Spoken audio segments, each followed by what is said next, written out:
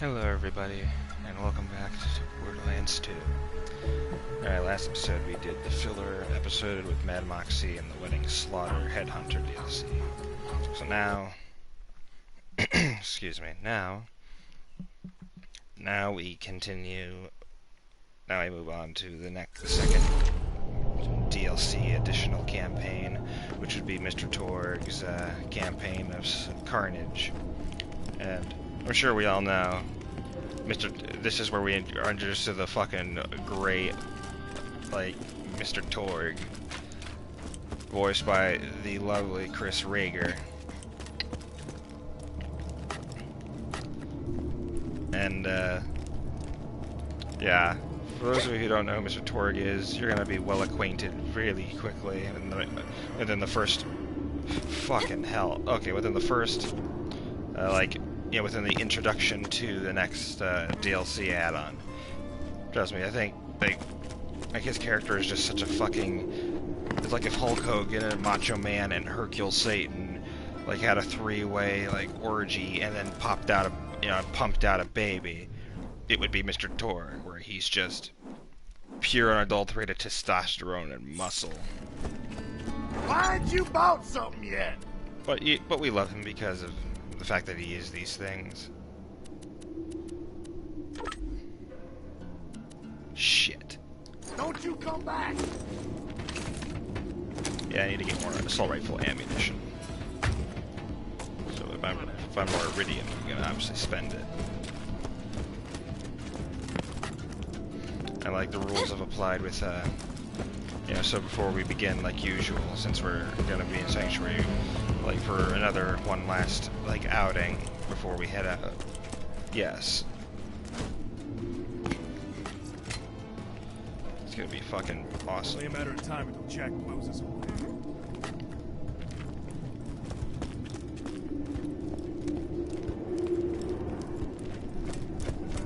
And the reason I remember Mr. Torgue so vividly is because, well, let's be honest, he's the kind of character you just can never forget because of his unique introduction and just the fact that his character is just so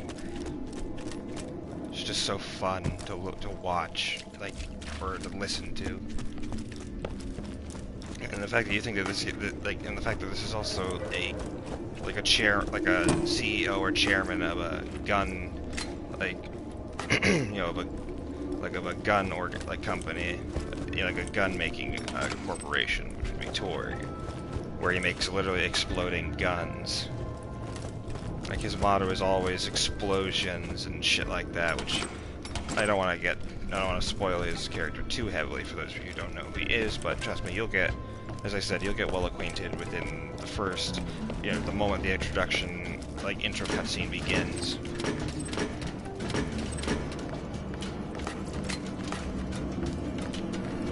Oh yeah, and speaking of cool little things, there's actually a YouTube video, or a 3-part YouTube video of at a convention where the voice actors for Borderlands 2 have a tea party with Tiny Tina, and it's fun. I just love the energy it brings off. Because seeing Ashley Birch do Tiny Tina in person is literally like seeing her do her character Ash from Hey Ash, What You Playin'?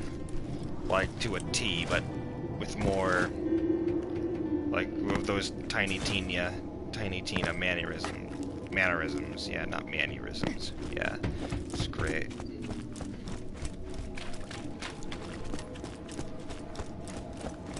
This just in, hot off the echo presses. Get your new edition today. I killed Hunter Hillquest, just so you know. So I don't think anybody's gonna be listening to that for a while. Or ever, actually, since, he's dead and all.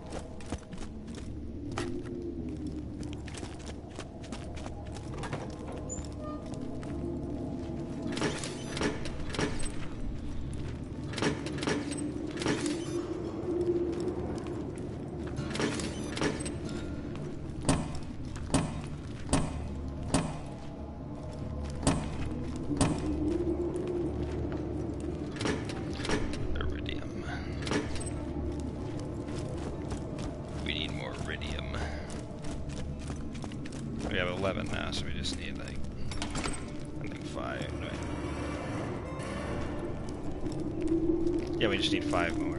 Yeah, I was right. Yeah, we just need 5 more iridium, then we can upgrade this shit fully. It'll be great.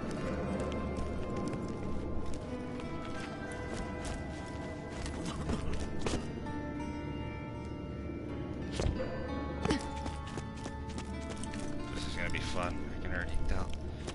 I mean, of course it is. I remember I played this a long time ago when it first came out, and I loved every second of it.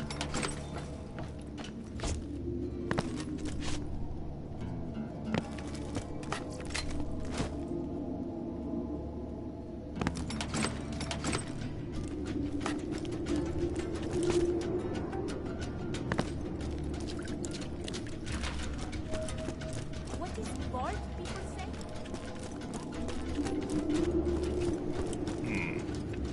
Hold up a moment. Something popped up my phone there. Alright, I have to go back up. That's right. What am I doing? I literally almost fucking ruined the usual traditional thingamabopper we usually do around here.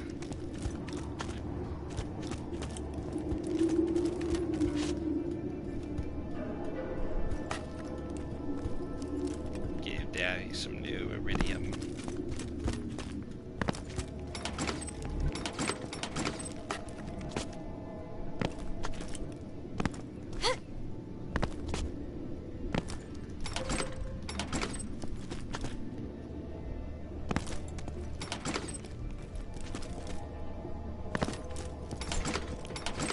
Okay, that's 1.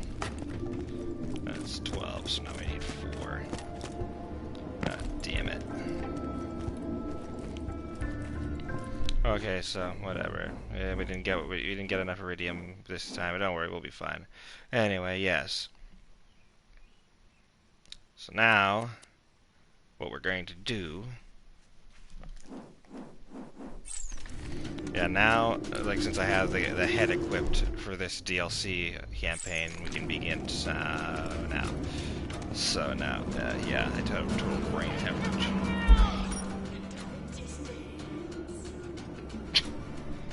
Of course. Alright, here we go. On to DLC number 2. Then after, alright, let's do the game plan, just so that way we know. So it'll be the badass creator, badass attitude, and doing a campaign of Carnage. Then, like we did before, we will then do another Headhunter DLC. Except, since Gluttony Gulch has Mr. Torgue in it, it makes sense that we do Gluttony Gulch afterwards as the filler. And then after that, we can begin Sir Hammerlock's hunt, and go to the Hunter's Grotto. Then after the Hunter's Grotto, I think probably...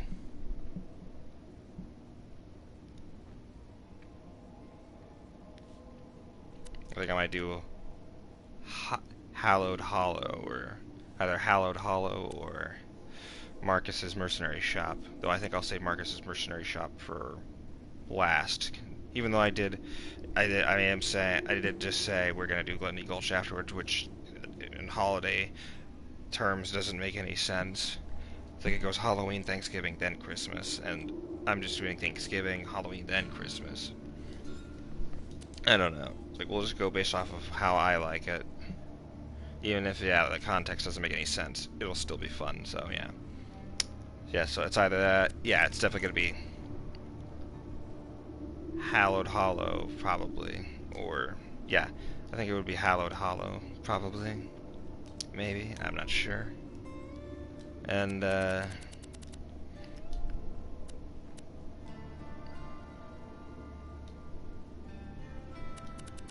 yeah, it'll be Hallowed Hollow, and then after Tiny Tina's little DLC, we can wrap up the filler arcs by doing Marcus's Mercenary Shop. Maybe. I don't know. We'll see at the end of the day. And then it's on to the final DLC, I think. If not, we'll just, we'll do what we can. But anyway, here we go. Prepare to meet Mr. Torgue, folks.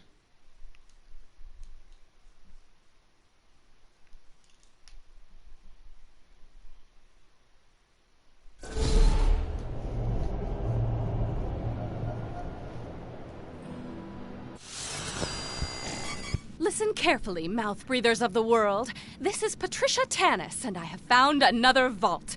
As you may know, the opening of the first vault 5 years ago triggered a chain reaction that revealed more vaults on Pandora. Ring! You don't want to hear about that, Vault Hunter. You want to hear about loot and packs and explosions. I'm Torgue, and I'm here to ask you one question and one question only.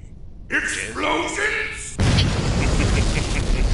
Get off this echo frequency, you protein-guzzling buffoon! I'm trying to convey... That sentence had too many syllables. Apologize! As I was saying, I've discovered that this new vault is buried in the center of a large crater and will only open, and I quote, once the champion of Pandora feeds it the blood of the ultimate coward. We at the Torgue Corporation sincerely believe this is fucking awesome! It's so awesome that we're gonna set up a tournament to find us #1 badass. If you want in, come to where the vault is buried.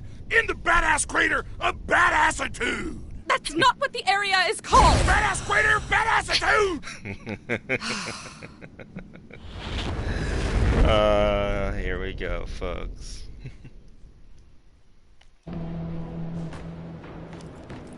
Welcome to the badass crater of badassitude, badass!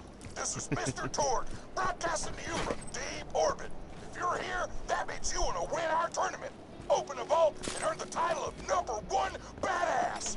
Now, before you get started, you gotta digitally sign our legal waiver. Legal waiver.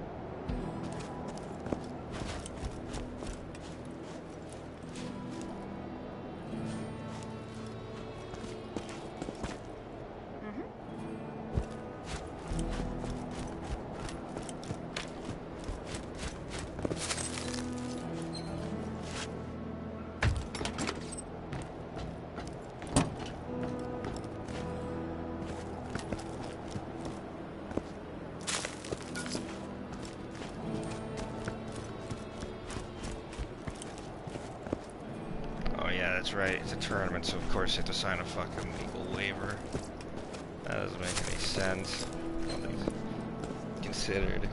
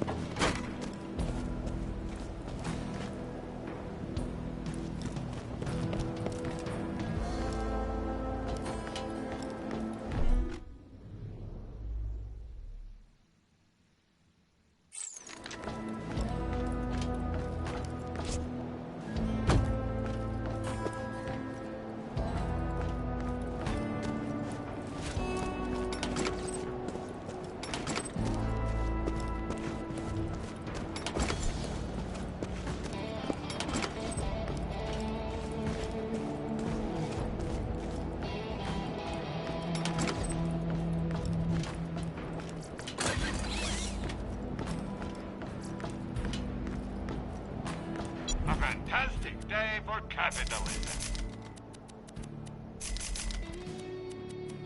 I'm sure we'll be doing this again soon enough. See you real soon, I'm sure.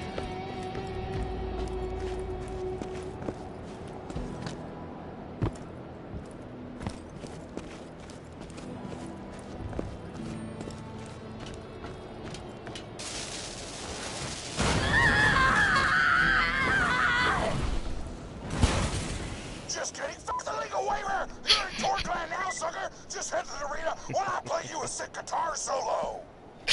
Here we go. Meow, meow, meow, meow, win, win, win.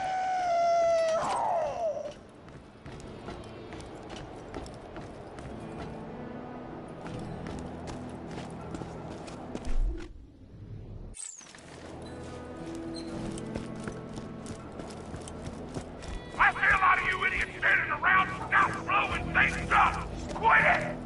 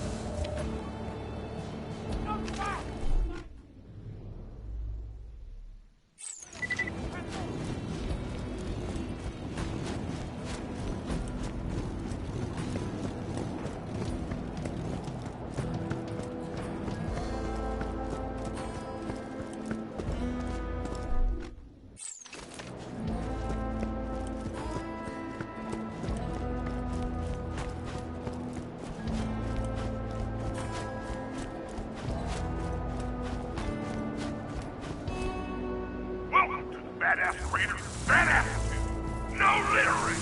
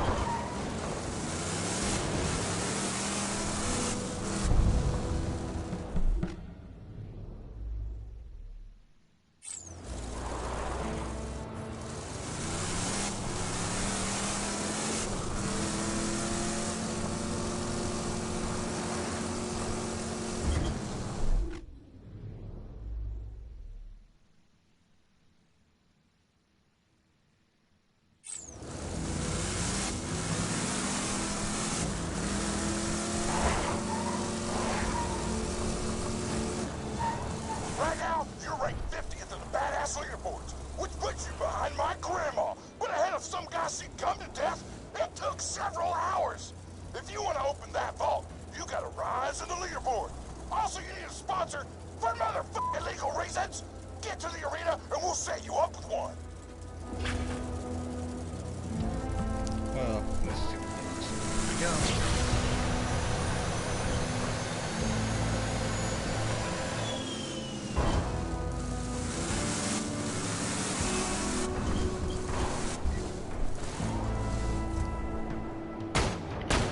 Alright, here we go. Go on. Take a long, hard look. You ready to plunge? Got ourselves a hero here. I'm burning! I'm burning! You're going down! You ready to plunge? I probably should have set you up with a sponsor beforehand, but I'm disorganized as shit and was busy suplexing a shark wearing a bolo tie when I should have been setting up sponsors. You may ask, who was wearing the bolo tie? You or the shark? Answer, yes. Welcome to my humble shop. Thanks for the scratch. Tell your friend, Circus Munitions.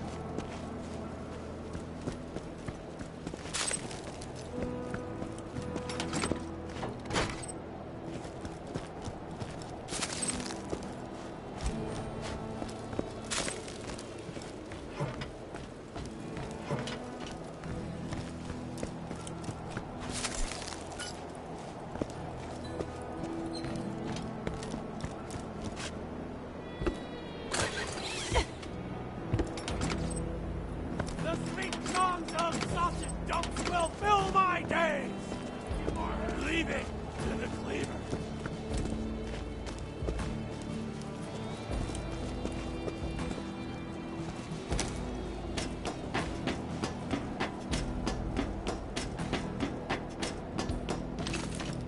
I like what you see.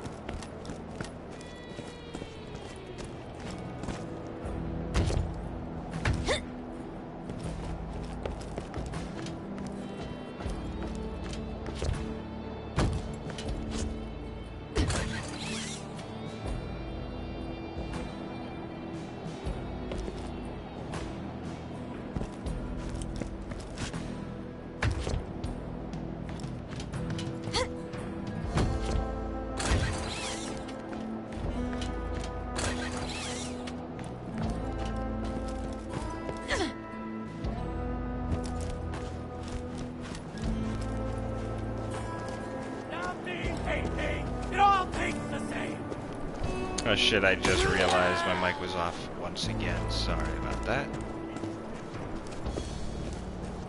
As I was saying, there's lots of loot out here. And I like how they each have, yeah, these literally have, yeah, these enemies have literally distinct designs, just like in the Wedding DLC, or the Headhunter like DLC for the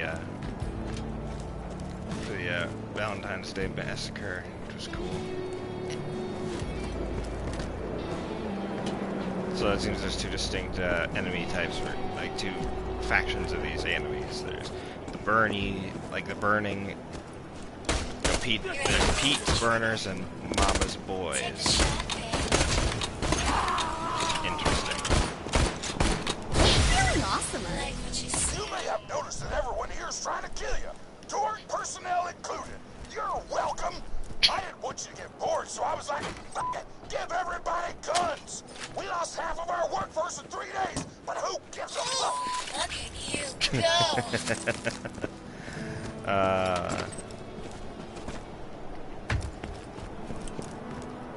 Oh god, I love you, Mr. Torgue. I swear if Mr. Torgue ran for president, I'd totally vote for him just because it's brimming with fucking awesome energy. Fuck off, highway. There's some, I think it's one of the downsides of living near a fucking highway.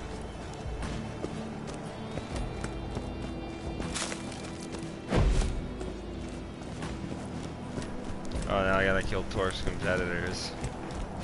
Isn't that brand royalty?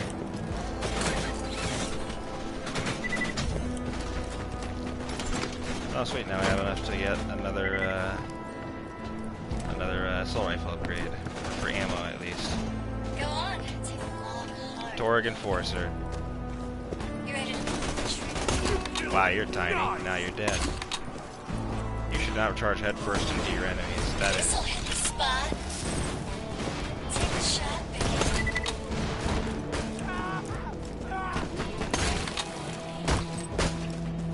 Critical kill! You ready to pull the trigger? Wow, you died. Take the shot, baby. Sad looking. Fuck off, phone, I know. Shit. Just talking to you, baby. Piston. I'm impressed with how you handle yourself out there, Vault Hunter. I hear you need a sponsor. And as it so happens, I need a new apprentice. Come find me at the arena. Just follow the succulent scent of success. Succulent scent of success. I'm stealing that line. Not really, just metaphorically speaking.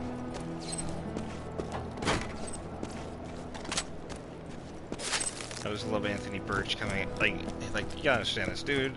Like, yeah, sure, he got woke along over the years, but you can't deny the man knows how to write good dialogue and he knows how to make good. He knows how to write some good fucking lines.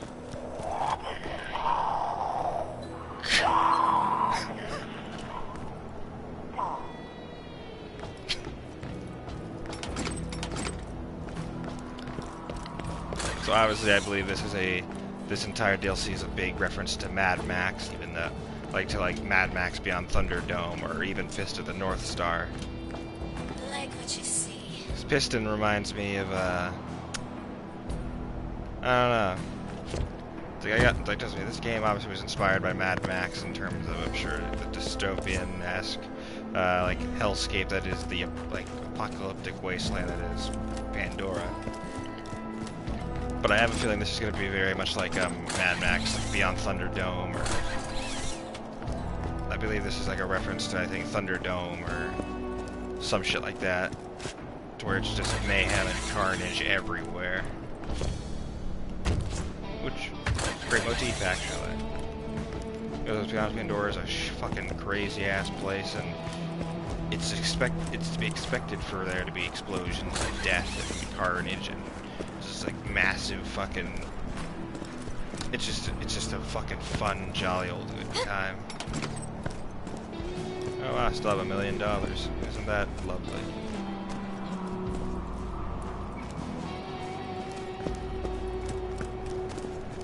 I mean, as long as this guy's not a scam artist.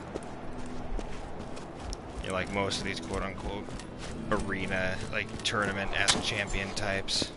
I join you? Only when we do the raid boss. Of course. When we do the raid boss, I mean, yes. Then we can obviously do that, but I don't know. But yeah. It's like I always say, like, I let people join in when, say, we do raid bosses. You know, to add some variety in I'm terms about of, the you know. same level as you. Okay.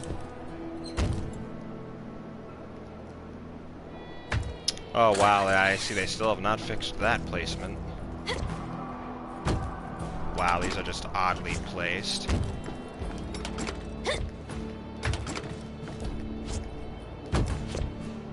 Ow. Oh my god. That is just oddly placed.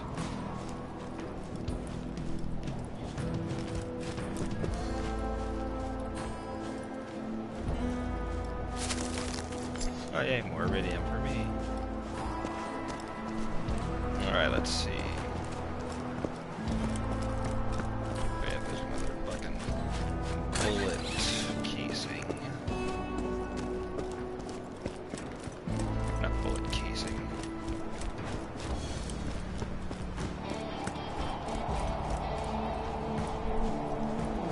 Piston, what would you say to those who accused you of cheating, of rigging fights to gain your #1 ranking?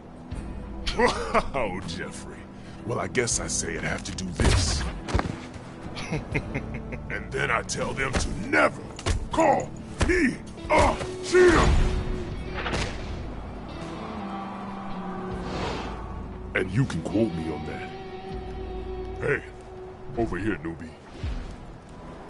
Well, aren't you a fucking delightful bundle of...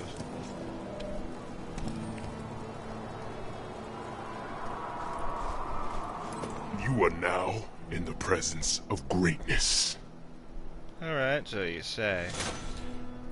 Here's what Piston's offering, Chickadee. Piston will sponsor you. Piston will take you under his muscly wing, and we will open that vault together. I've already set up your first fight in the arena. Get in there and show him that Piston and the Vault Hunter are a force to be reckoned with. Is it just me, or does it seem like he's gonna betray the fuck out of you? I'm glad you're so observant, Mr. Torgue. I agree. This is a little too fishy for me. There's no way somebody like him would be that reluctant to work with someone like me, especially somebody so new. And I guarantee you that statement of him cheating is all the more true. But then again, I am going to be so overpowered with these guns I have. So really, it's to be expected. Now, usually, your first match will be against a single opponent. But I thought, instead you're gonna be fighting a few dozen chumps called the Horde of Horrors. Now, I could kick their ass with both pecs tied behind my back, but you don't want to take it easy. Horde of Hordes. Ladies and gentlemen, it looks like our next combatant has arrived. Does the Vault Hunter have what it takes to survive the appetite for destruction round? I think we all know the answer. Maybe.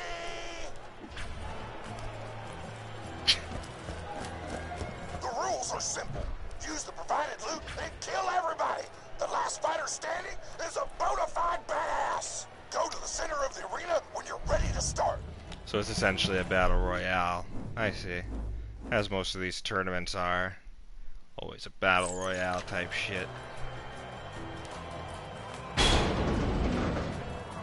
Wow. Yep, I'm getting some Mad Max Thunderdome vibes from this.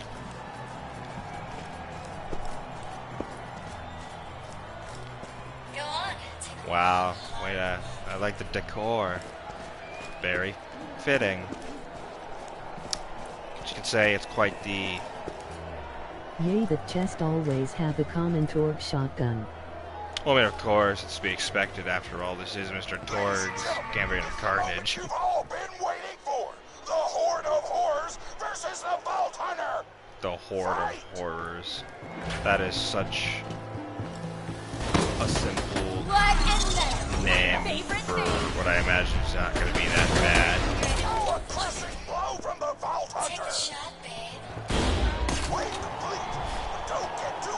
Wait, that was wave 1. Oh my, I can't. I'm only titillating in excitement. No! Yeah.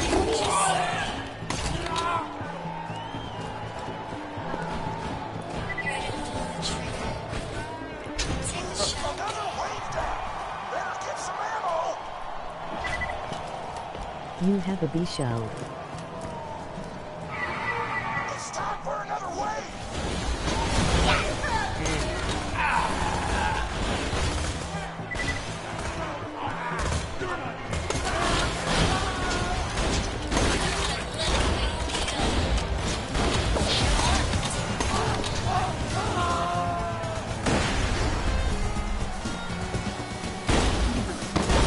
Another jetpack guy. Oh man, if you were with the name of Jack, I guarantee you would have regretted this encounter.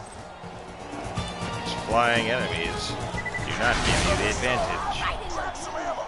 If you aren't, this message is irrelevant. That Vault Hunter's chewing through waves like a fat kid through a cookie store. Now I want cookies. It's the final wave. Don't Like a fat kid through a cookie store. You sure know how to flush. That is just delightful. sloppy Vault Hunter. Oh. Moxie Portrait. What a weird thing to carry into a battlefield, but hey, I don't judge. Now it's my Moxie portrait, and if I'm bringing pressure to the day I die. Hey, bud. Don't lose your head. No guts, no glory, buckaroo.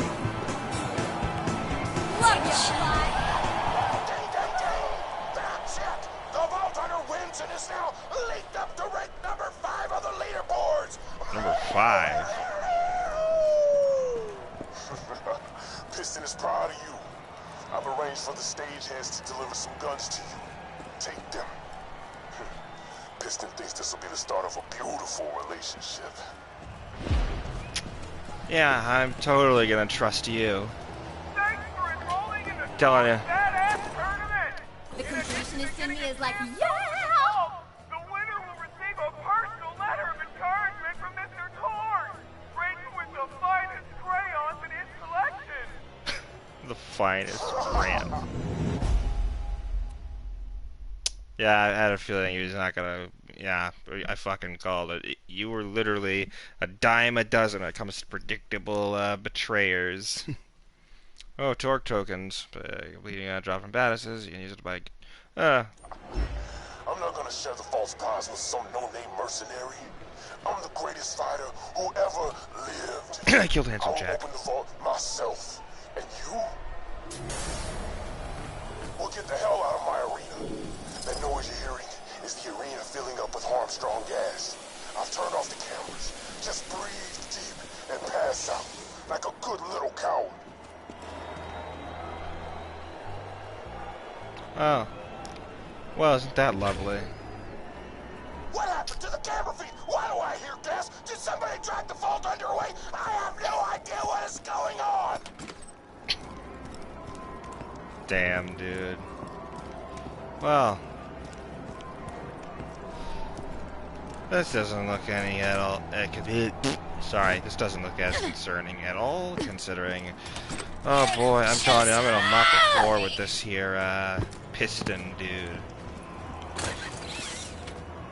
Like this little piston pissed off the wrong 17-year-old technophile.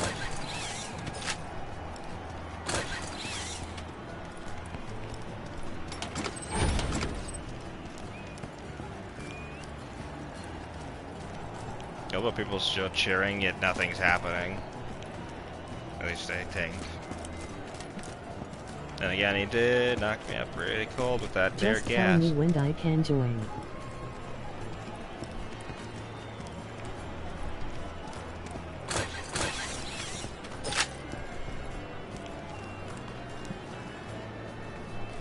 Well, as I said, not until we get to a raid boss. So that's gonna be a very long while. Oh, hello, Torgue Enforcers. Heads up. Yes! Way to blow your mind. I gotta stop with these shitty puns. The fuck? Oh, there you are. Hey. I'm gonna give you a big head. Never mind. Ah, screw it. Puns are terrible. I hate them. So cheesy. I mean, like a good pun every now and then is great, but it's like if you have no like list of good ones to use, you're just coming up with them off the spot. You can really make some real stinkers if you know what I mean. Alright. Well, you definitely didn't put me in a conspicuous place, and ooh, I'm gonna crawl through a vent.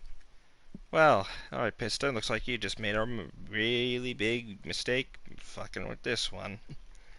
Don't you know I'm the motherfucker who killed Handsome Jack and the Warrior? Ladies and gentlemen, the Vault Hunter has disappeared from the arena. I don't know where the fuck did he go. Let me educate you, Torgue. The Vault Hunter ran away. They found out they'd have to fight me, Piston, to become the #1 badass on Pandora. Oh, is and that they ran it? away like a little baby. Ran away? This is a travesty. I've got no choice. As the head of the Torgue tournament, I must officially dub the Vault Hunter a coward. Oh yeah? Let's see about that. Okay, it's straight up dog time. I know you ain't actually a coward, but f that twist ending didn't make for some good TV. Still, you're gonna need a new sponsor if you want to stay in the tournament. Get to the beatdown. The beatdown? My lord. Oh, hey, more iridium for daddy. Gotta get somewhere in a hurry. We'll get back. Oh, it's good to hear your voice again, Scooter.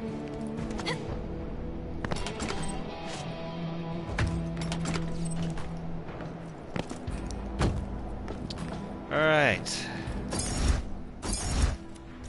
No one calls me a coward and gets away with it. I'm like Martin McFly. Nobody calls me, you know, chicken, sort of thing.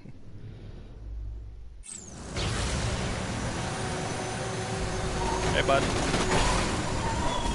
Damn it, that would have been great if I did just a head-on collision and fucking killed those guys in one fell swoop.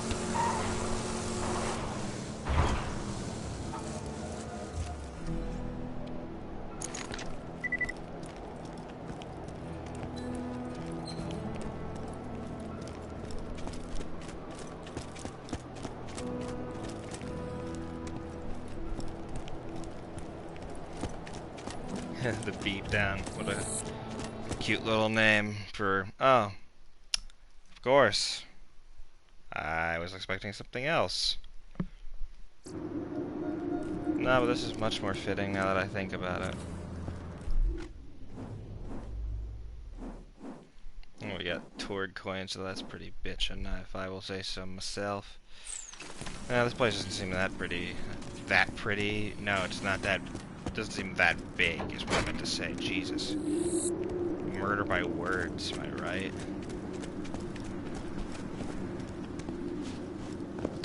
Give me some good shit. Never mind, you have failed me like you have failed. Feeling overburdened, my buddy. I don't know where I was going with that.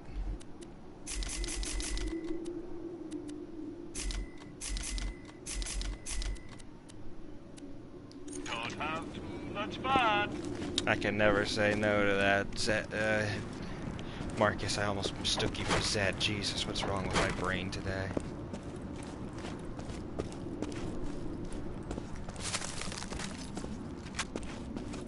Oh yeah, I hate to spoil the mood, Hyperion, but that motherfucker's dead as dirt. The #4 ranked badass lives out here. His name's Pyro Pete, and he, huge coincidence, kidnapped one of the freelance sponsors around here a day ago. You should go kill him and meet him, but not in that order. Alright, Torgue, I like the way you think. Alright, it's time to boogie. Oh man, if I could, if only I could play Ballroom Blitz, except that it not be in fear of copyright strike, this would be a very fitting. This would be a very fitting fucking like shit. That'd be great. I feel like the top 5 like songs that are good for fighting, I'd say, in film or in games should be Ballroom Blitz, Step Up from Drowning Pool, You're a beast of ice! fucking another good one. Fuck, what's another one? Jesus. Okay, it's like I had a list.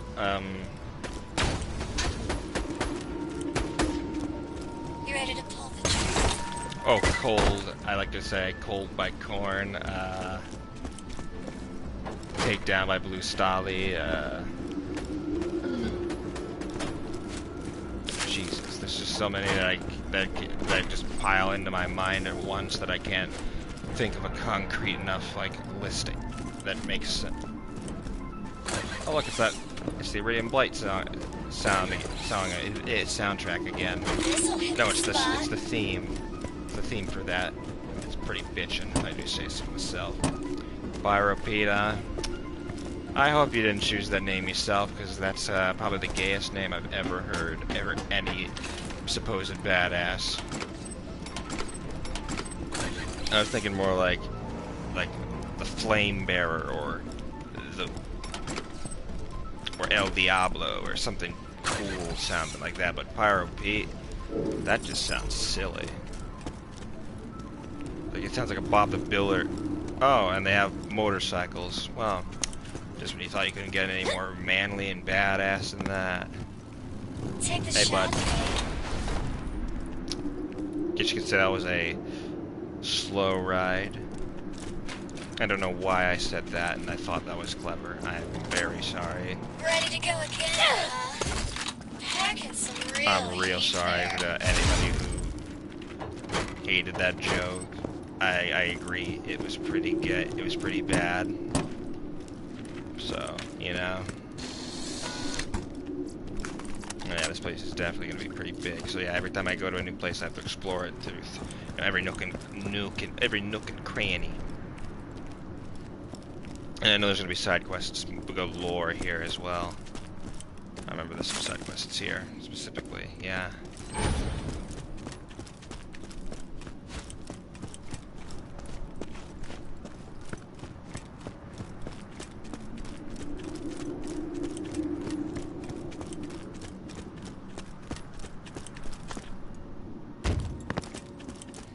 The Torgue Corporation wishes to remind you that we are not responsible for any harm that comes to you. Unless that harm is totally awesome and we want to put it in our sizzle reel. Oh, I forgot sizzle reels are a thing.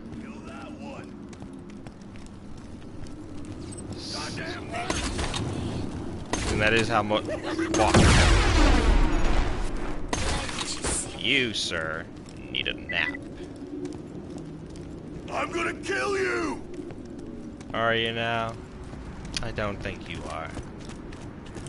I think you're I just think you're a lovely little squishable teddy bear that I'm probably gonna brain to death, which is pretty fucked up now that I say it, but you know what? I have to say it. It's a dog-eat-dog world here in Pandora. Anything goes. Well, almost. You know just how to handle me.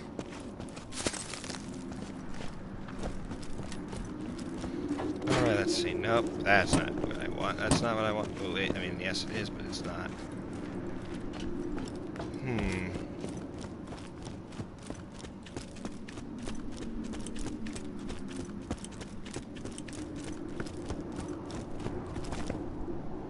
Okay, so I can't go that way. So I can't go this way just yet. Because I obviously... tell you, that Vault Hunter coward was like a child to me. I sponsored him, brought him up, and when it came down to the come down, they ran away in fear. How the mighty have fallen. Even with the whole coward thing, you're still the #5 badass on the Torgue leaderboard, and Piston's #1.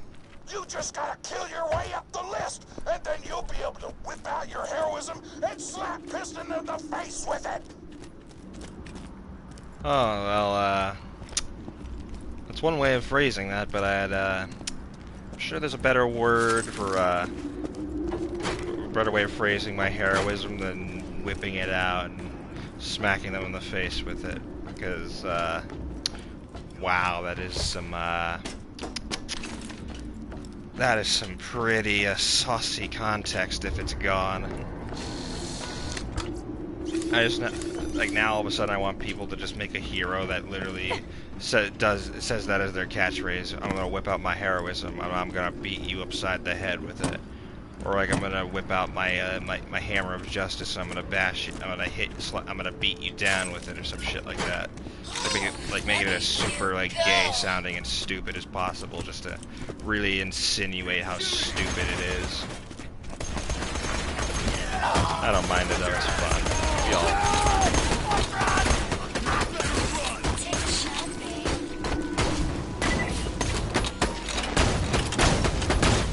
explosion. Hey, anyone told you the battlefield never posed? This ain't JoJo's. Posing only insinuates power, and you, my friend, do not have either.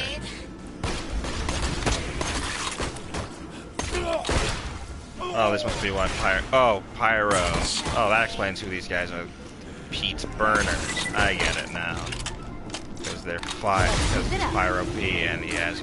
I guarantee you, he has a specialty in flamethrower usage. I mean, that is a cool bitchin' thing, but Pyro P just sounds really silly. It's like if I called myself Kahlo the Dead, which is literally redundant.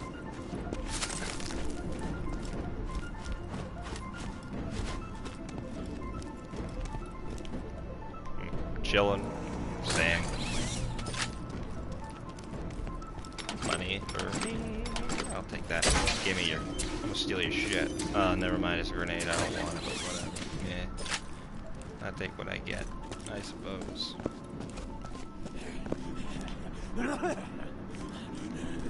Oh look, it's a Psycho. Now you're dead. I had a feeling Psycho would show up and... No, I thought that was a painting or some shit. Painting? No. Take the shot, babe. Die. Oop. Fuck. Wow. I forgot I could do ricochets off walls and kill those guys when they're hiding and shit. It's such a satisfying thing.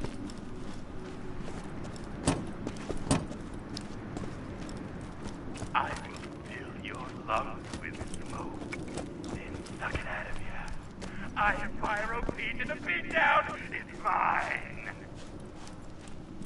Wow, I expected your voice to be a little more, how do you say, intimidating? That just sounds silly. Like, way sillier than any bad guy voice I've ever heard in my life. And I don't know if that was intentional, but that is pretty funny.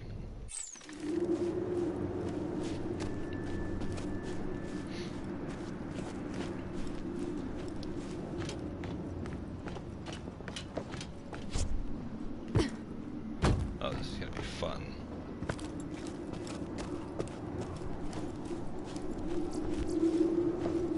Alright, let's see now. Alright, Mr. Oh, up, I guess gotta deal with you now anyway.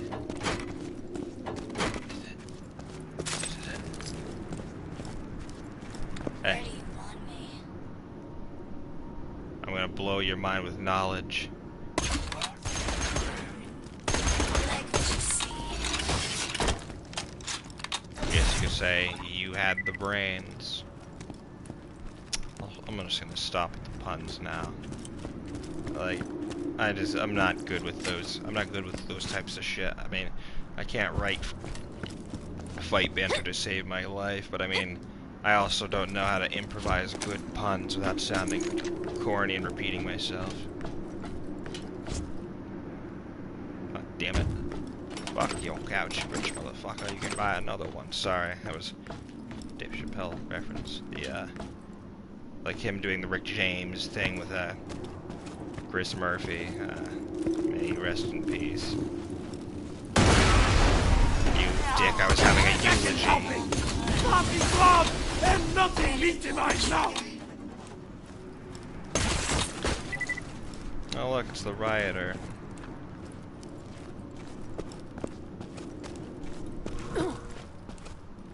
Take the shot, babe. Empty gun emporium. Let me guess. Nothing but empty guns. I don't know how that kind of business can run if you got empty gun emporium. We got this. Torgue committee, all rights reserved. Typical. Give me that. I'll take, never mind, I'll take, yes, I'll take that. Never mind, I can't take any of you. Okay, well, lovely.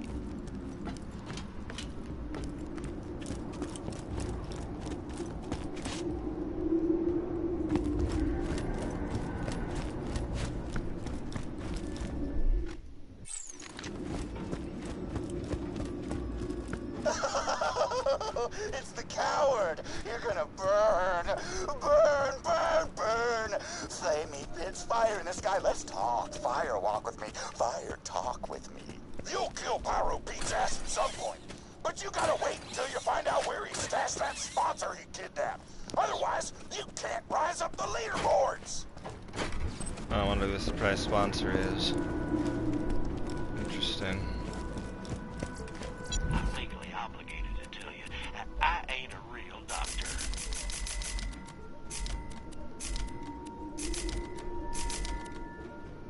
Catch you later.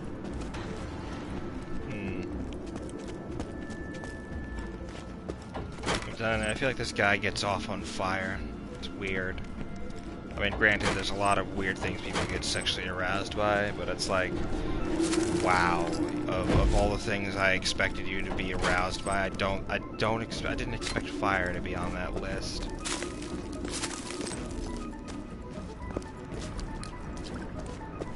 Almost makes you wonder.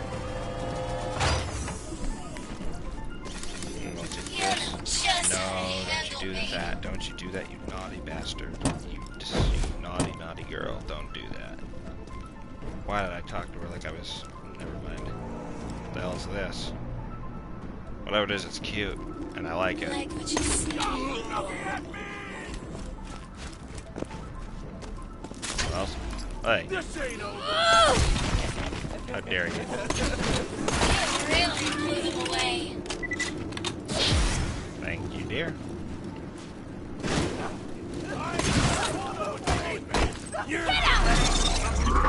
Whoa!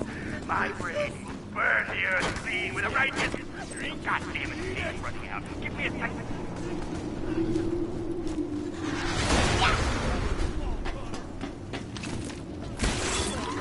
Hey, you should have been more spatially aware.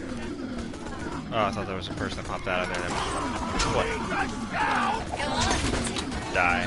Thank you. I'll destroy that since nobody wants a turret being shot. Oh, fuck me.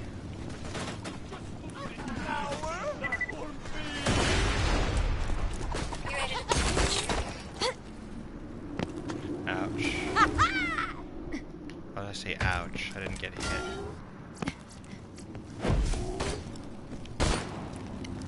I wonder if I plan to do... Fuck yeah. Look at you go. That's monstrously good. Why did I say it like that? I don't want to hang out here.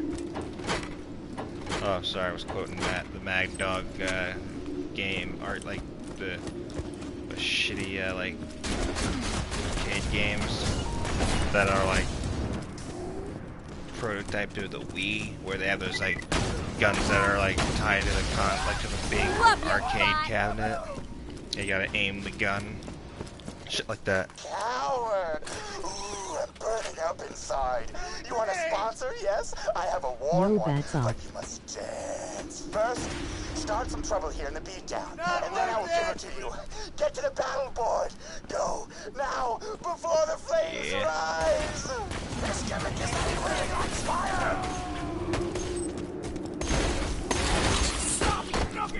Oh wow, you died so hard you turned into a gun.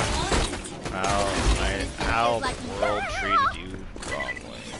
Do you need XP, yes or no? No, I'm good for now.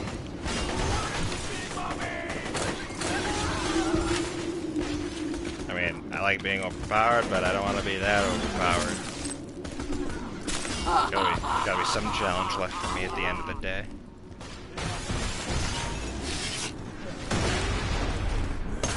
I love the way you kill.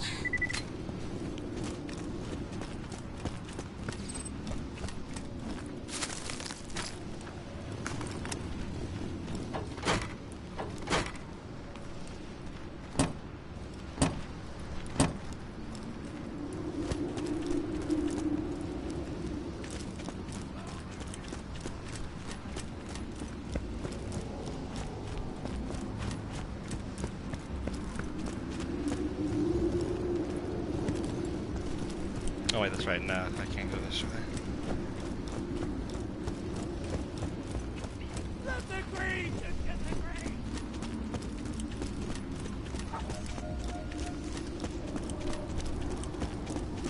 I blocked the head.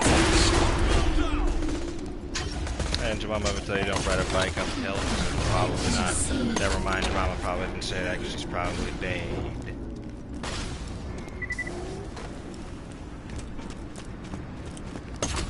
This'll hit the spot. Ow. I'll open this. Good one, babe! Good job, sweetums. I just call my robot sweetums. God, I feel so weird when I do that anyway. So yeah, that seems to be all the things here, but I imagine there's not going to be the end of it. There's not going to be, no, that is not going to be the end of it. There we go. That's the word I was trying to go for.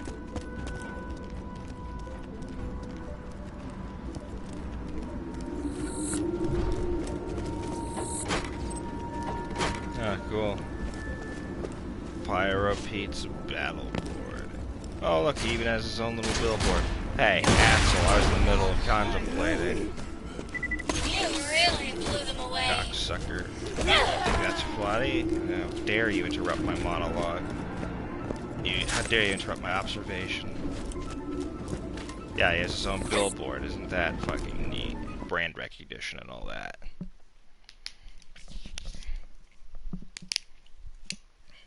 I can't recall if there's a raid boss even in this DLC. I'm sure there is, as there is in every single one of them. But I mean, hey, there's only one way to find out, I suppose, right? If you got the money, I'll save your Excuse gold-earned me. life.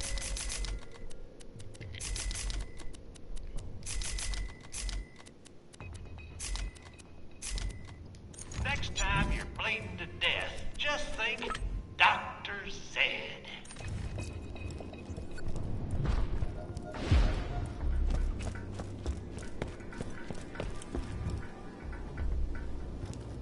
Yeah, I'm not gonna go down there just yet until I do the mission, of course. Level up! Get ready to grab a beer and kick some rear, cause it's time for a beat-down bar brawl! Just pick a fight with the drunks and stay alive! As a bar bite should be. Oh, ooh, what should I spend it on? Oh, well, I do need...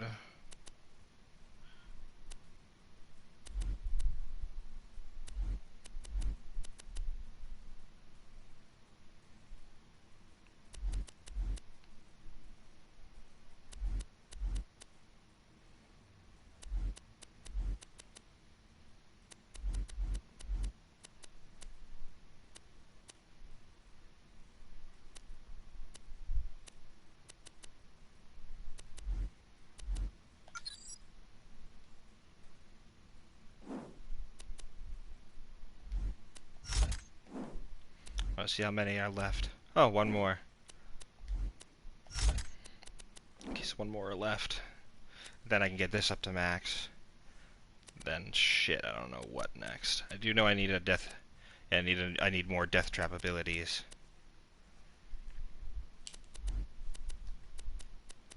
See how many death trap abilities there are. I think there's only. Yeah, I think there's Some left, I don't recall.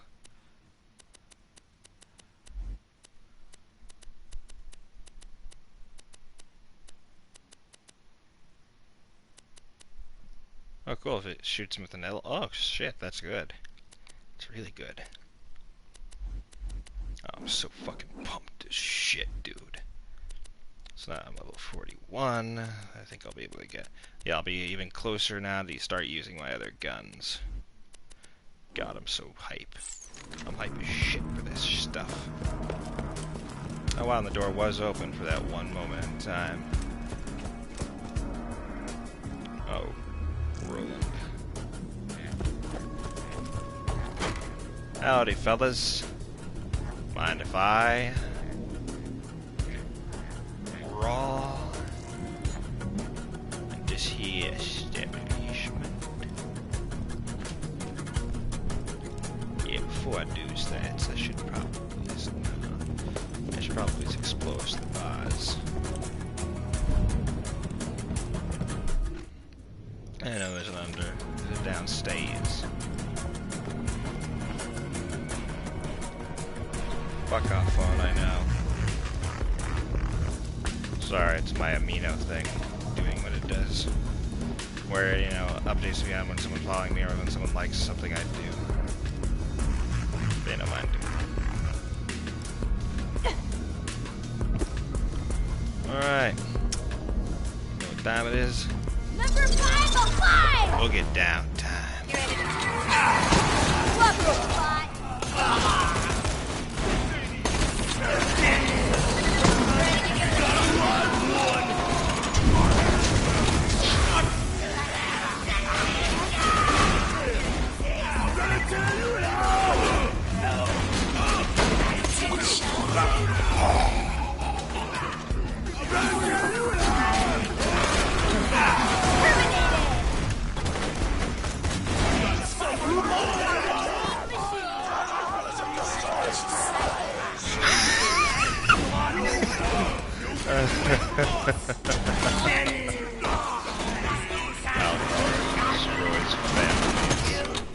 I love it.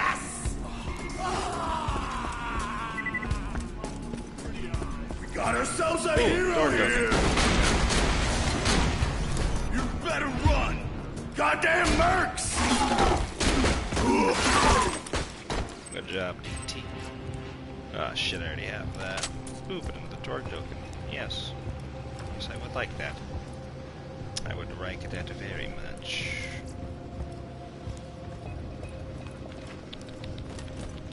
Okay. Around in case there's any more tokens or even money. Dang. I know. Pete, Mr. Pete, Beady boy. Mr. Pizza Pasta. Pizza Pasta, put it in a box. You finished Pyro Pete's bullshit. Now go talk to him and he'll probably tell you he's gonna give you a sponsor. But then he'll betray you and try to kill you, and you'll have to kill him, and it will be awesome. Anything you want to add, Pete? No. You, covered it. Thanks for that. You are welcome. Ooh, shit. Yeah, I'll probably do these bar fight things after. Like, I know there's like, I don't know how many tiers there are, but yeah, I can definitely do those solo.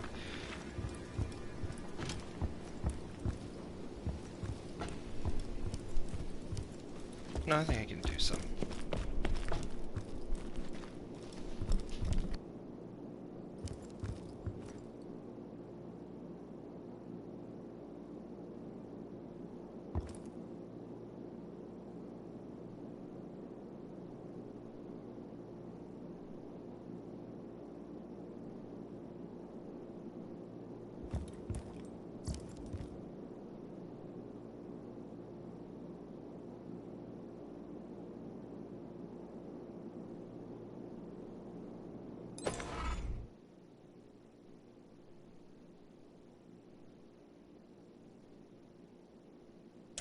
Grab a beer and kick some rear, cause it's time for a beatdown bar brawl. Just pick a fight with the drunks and stay alive. You ready to Look out!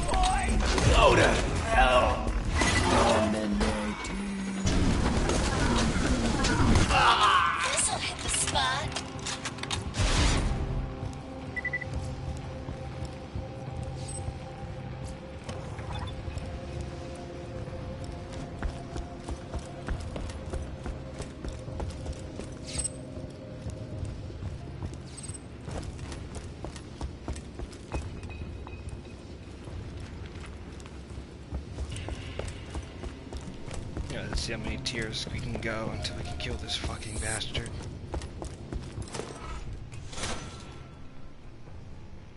Oh, well, this is not gonna go. This is not gonna bode well.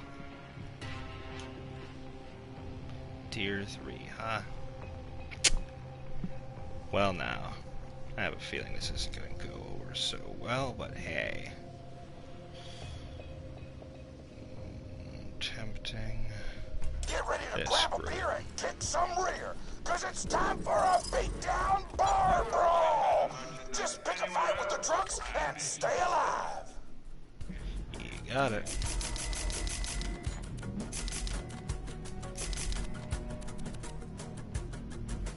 Come back anytime.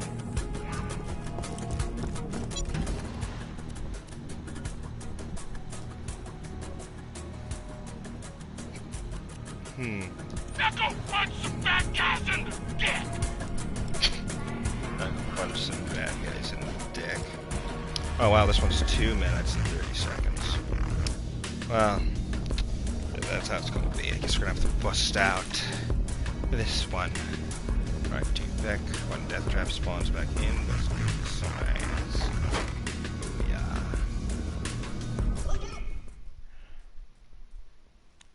See the level? Yeah. Those enemies are way stronger than you. You'll get more experience from defeating them, but they'll be much, much harder to kill. Oh, and if you see an enemy with a skull next to his name, run like the wind. Well. Kick him in the piston! Alright, let's give it a whirl. Oh yeah, I can totally do this with this gun. Goddamn bird! Shoot him!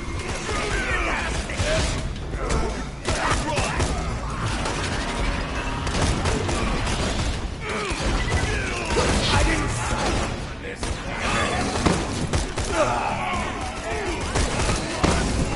Shit. Anarchy!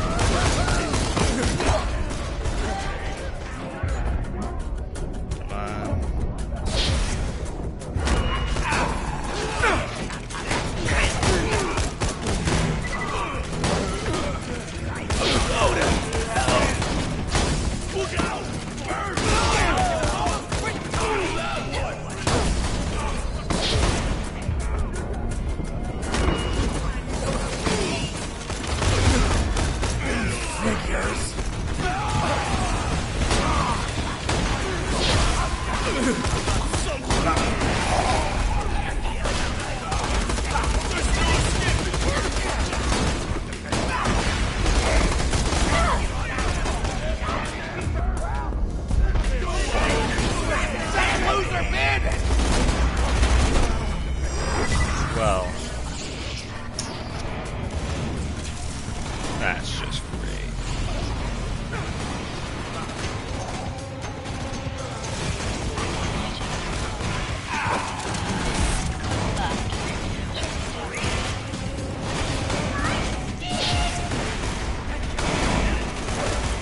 Let me know if anything catches your eye. Men keep safe. Well, I'll do that after, actually. Don't drink and shoot.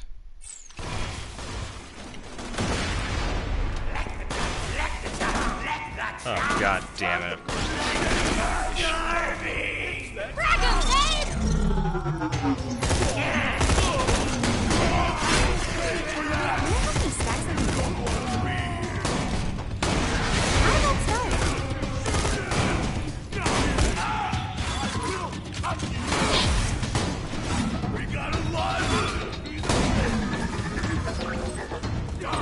Shit.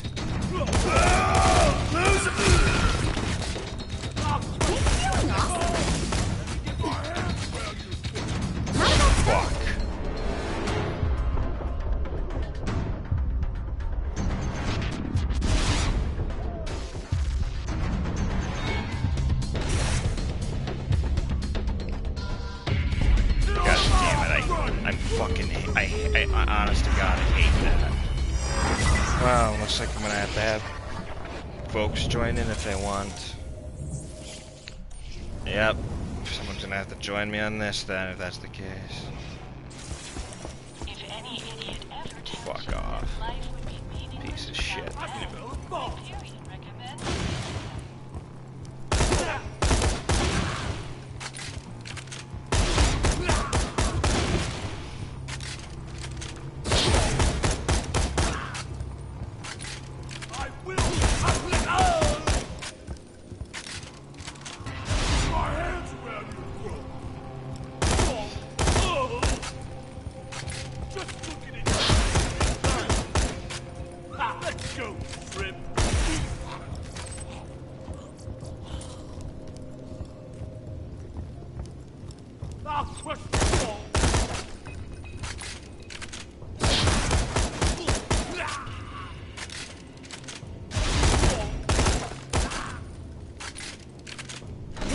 Good.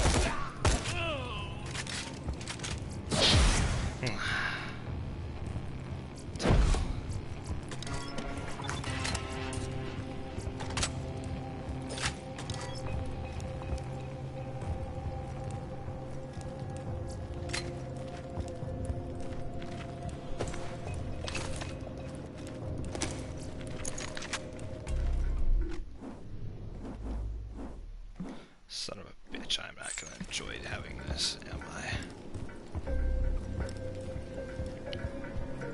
That's fine, we can make this work.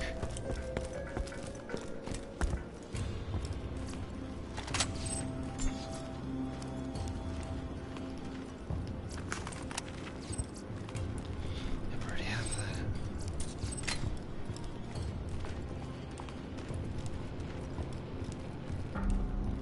Wish I had the other head, so I'd love that totally. But it's fine. The heads I have are the necessary amount. I don't need any extras.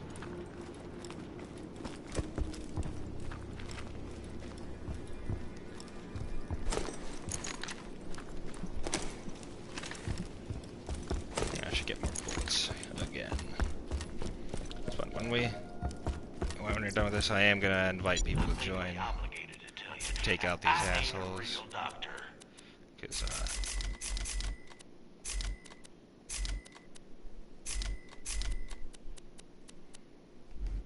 Catch you later.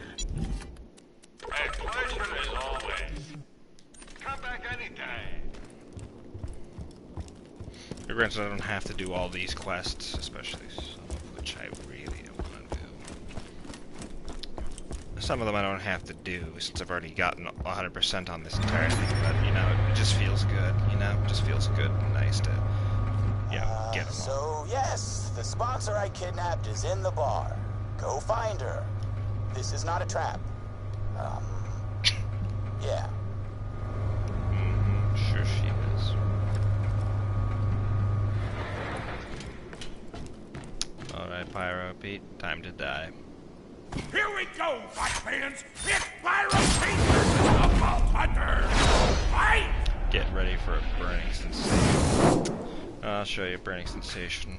Oh no, it was a trap. This must come as an incredible shock to you. Burn in hell. He's so demotivated. Wow, you went out, you pussy. Right in the wind. Dead, that sponsor championship shouldn't be far. Find her. Like what you see. No happy ending for them. Packing some real heat there.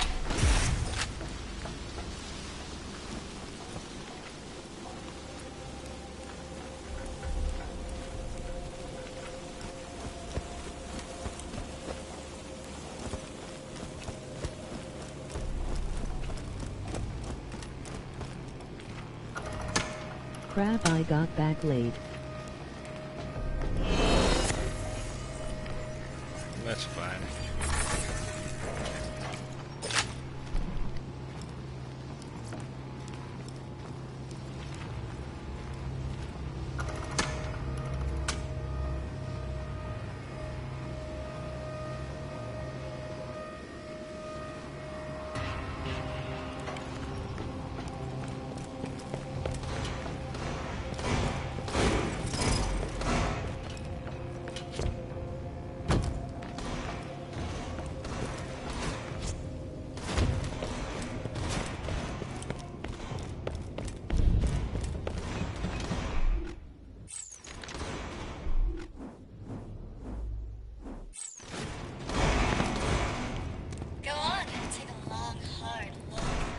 Oh, sweet, that's Moxie.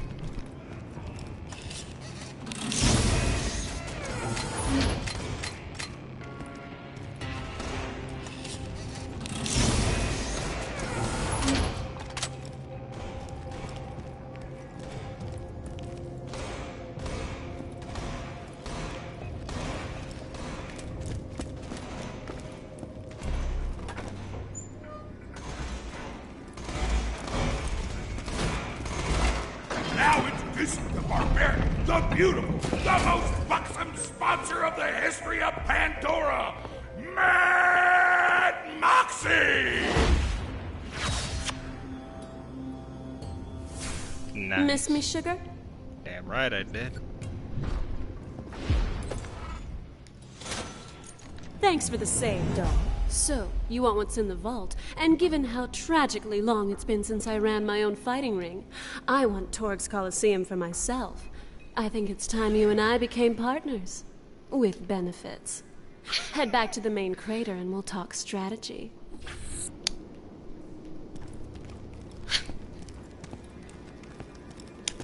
Of course.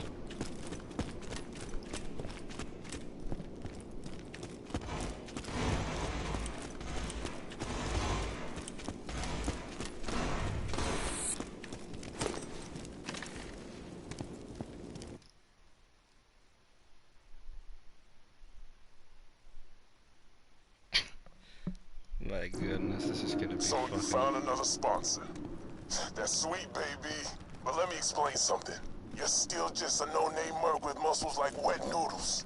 My pecs are laughing at you right now. You hear that?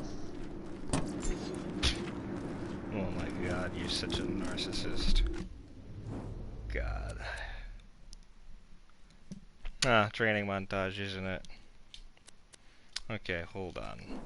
Yeah, there's totally recall. Alright, yeah. But I do need to go back into this bar anyway. Because there's level 50s that I gotta murder, and then that'll be it, hopefully. Any more, and I probably go insane. But then again, as I said, I don't have to do every little thing.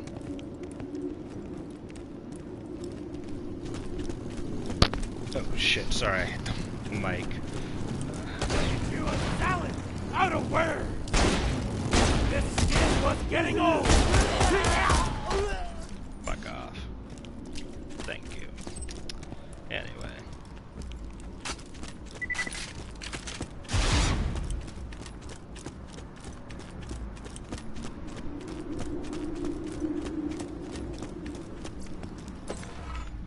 Don't drink and shoot. Bad news! A diseased midget fell into the Black Label Brewery a couple of weeks back, which means all our beer is poisonous and has to be recalled. Kill anyone holding a beer and bring back all the tainted bottles you can find. Good luck. Sure thing. Where would that be? Oh, of course it's in the bar. Of course it is. Well, good thing I opened that gate. Otherwise this would be an issue on my part.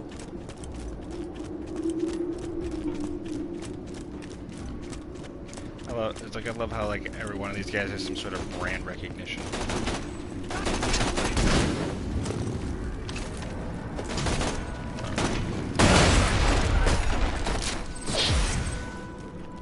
Didn't think so.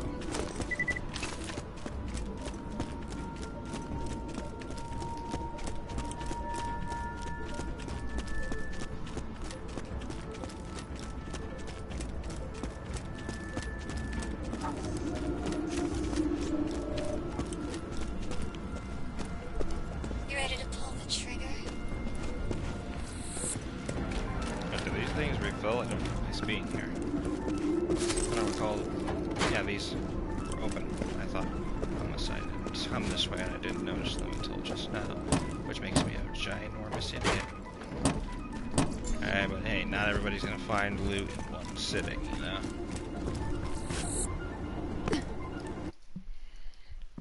Okay, great. So, looks like I'm gonna have to do 2 quests this episode, looks like. So first I can do this one. Just don't make them level 50s already, please don't do that.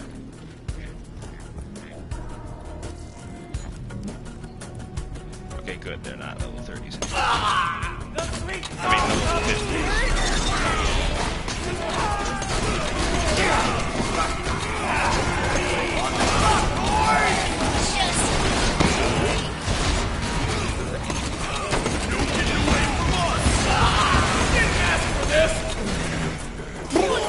Away from retirement! Ever!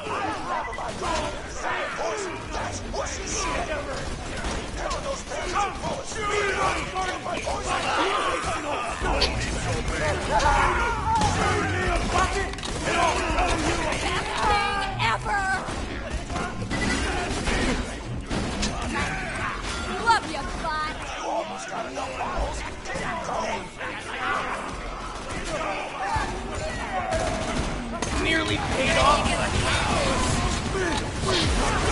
Drop your weapons. Another. I didn't sign up for this, damn it. God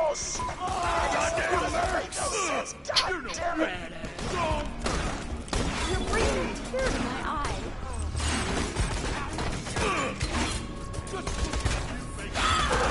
Kill that boy. Terminated!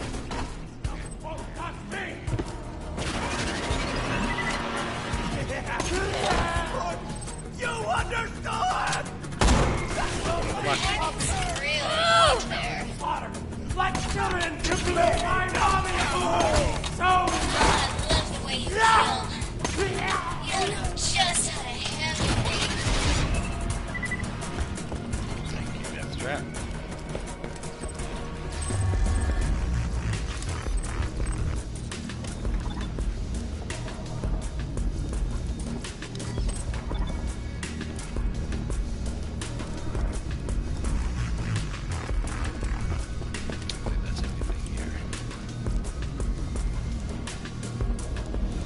Not satisfied.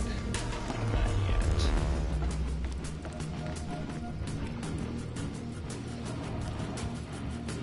Hope you've had your shots.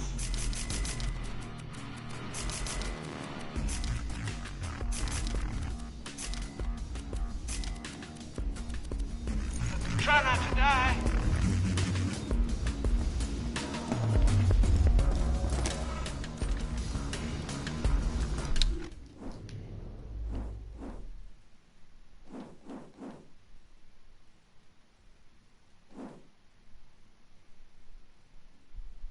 Alright. I'm doing it. Screw it.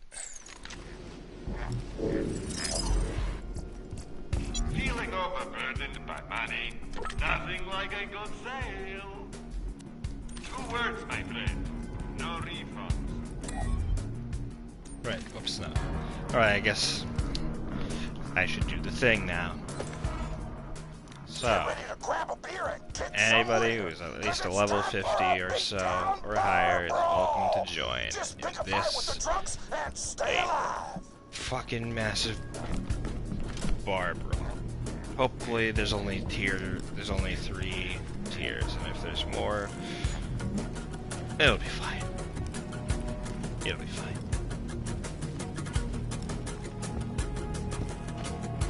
Alright, to make it less of a pain in the ass, I'm gonna try and make it public.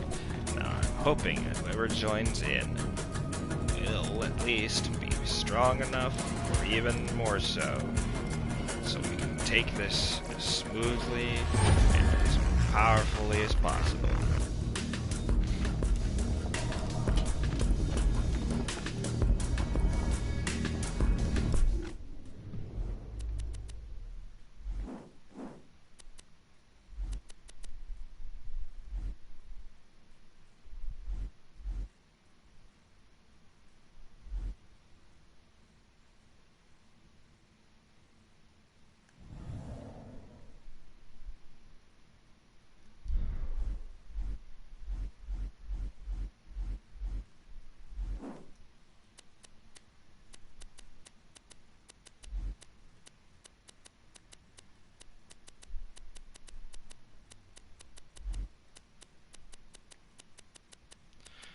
was the better half. That explains what that is.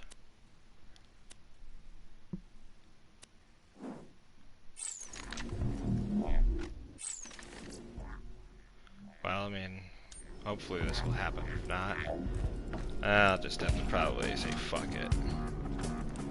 You know?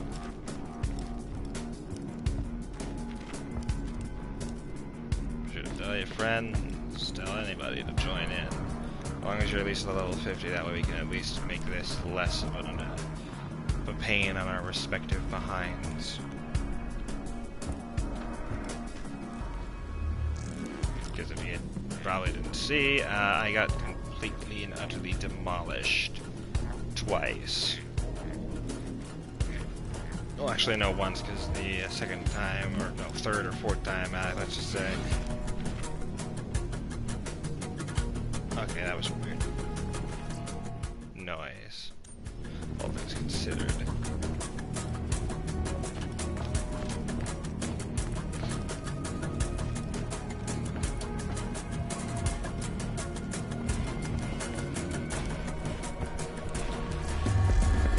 I hope somebody will join in. And if not, I'll just have to put this shit on the back burner. Because I don't want to have to waste time.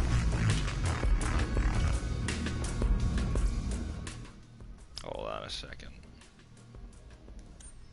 Hold on a minute. I'll be right back. I'm just gonna go and see if I can invite folks. Oh great, my phone's doing that stupid drain glitch again. God damn it. Like that fucking drain glitch. What part of being a charger is there if you can't do the thing? Alright, time to go fucking look around, why don't we? I'm rejoining these fucking communities again.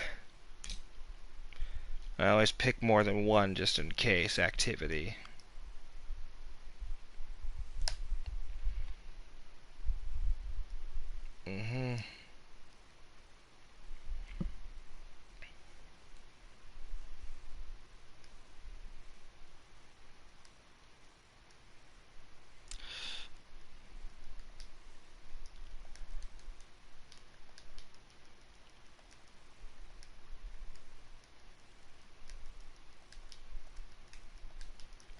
Level 50 or higher. Need a level 50 or higher. To help clear the bar fights on stream with me.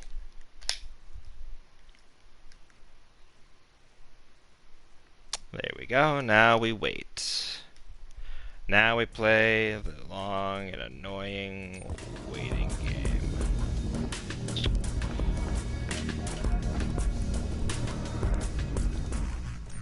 Hopefully somebody will join in by the time.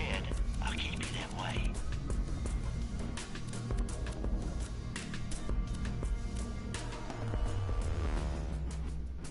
20% cooler, damn. I mean, those are great, but I mean, weapon reload. Fuck me, dude. Fuck me. I'll catch you whenever you need it.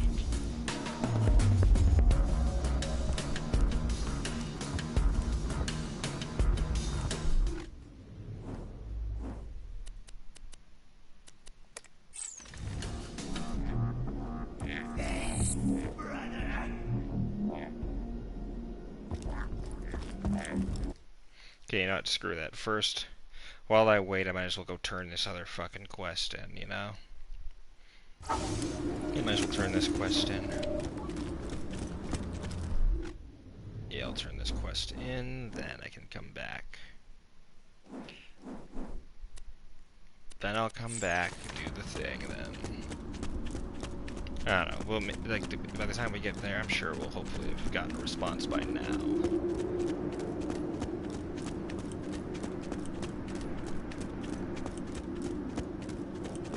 And don't tell me the bikers are gonna come back in 3, 2.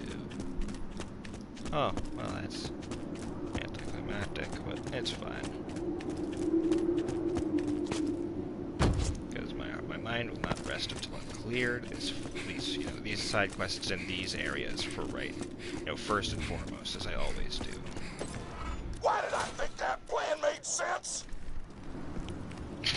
I have no idea, Mr. Torgue. You do as you please, man.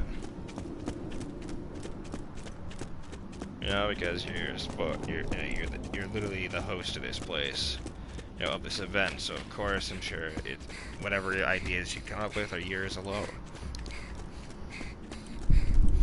Sorry, not always, but at the same time, I don't know.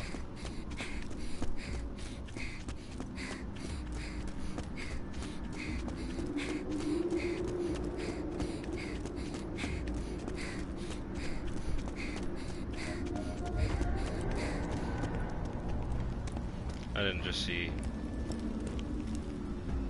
This one I thought I saw. Oh, it was a gas tank. Never mind. Second there. Alright. Into the bar we go.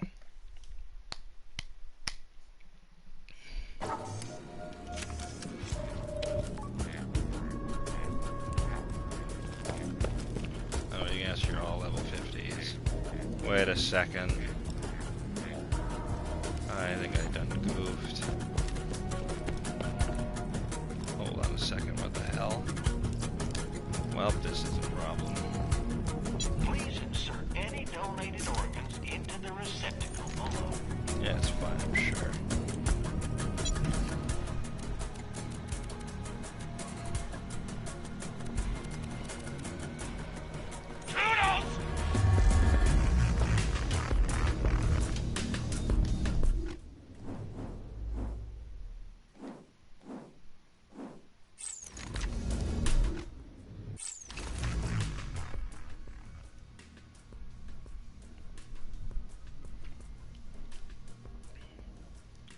Alright, let's go check another community in case. Fuck me, dude. I hate doing this on a constant basis. I really do. It's such a pain in the ass. But you know what? Beggars can't be choosers, as they say.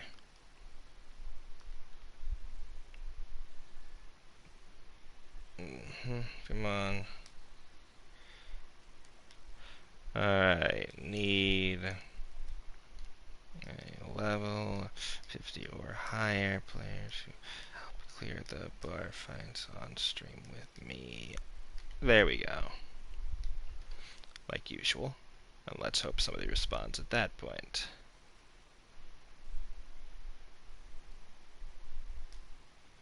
Now let's see if somebody responds this time.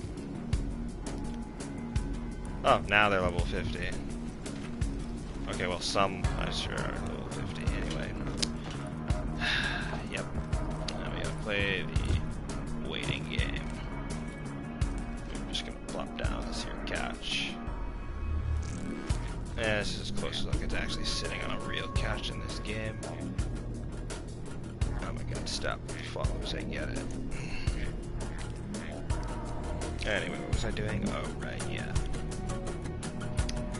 Waiting.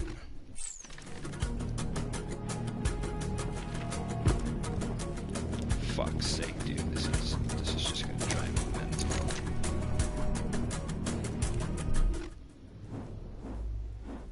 Yeah, this is just gonna drive me mental, dude.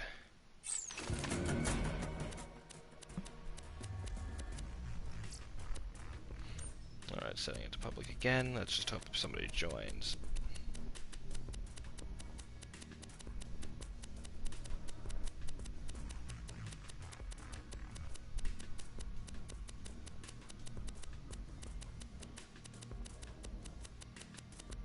Oh yeah, I know there's I think 1 or 2 quests that I'm gonna need other players' help with to clear because I'm not doing them solo because I hate doing them, but I do remember there was one that required 2 drivers at least.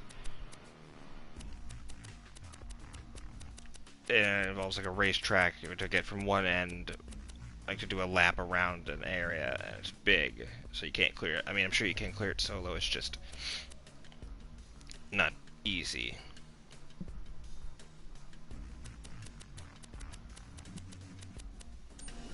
But we'll save that part for when we get to it. So far, nobody's joined. Nobody's actually willing to volunteer. No level 50s have replied to those communities. Jesus, this is gonna be a really long and annoying wait. I can already feel it. And it'll just be a massive waste of time.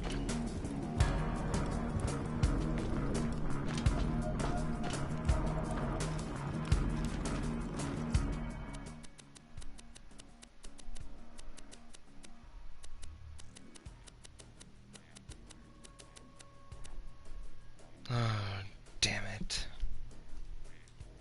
Damn it, damn it, damn it, damn it, damn it.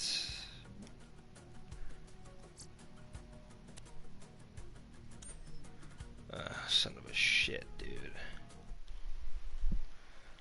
I love how, like, nobody is volunteering, nobody's replied, nobody's responded. This is just a fucking annoyance on so many levels.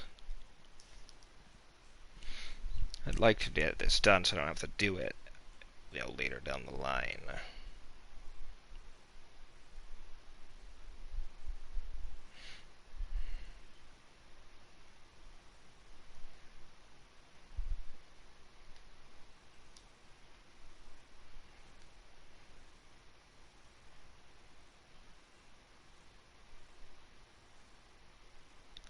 Damn it.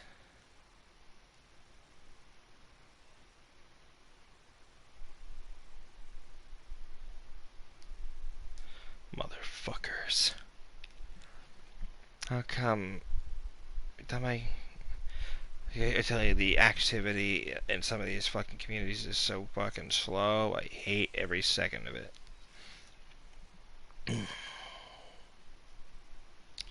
One of you's gotta have what I'm looking for.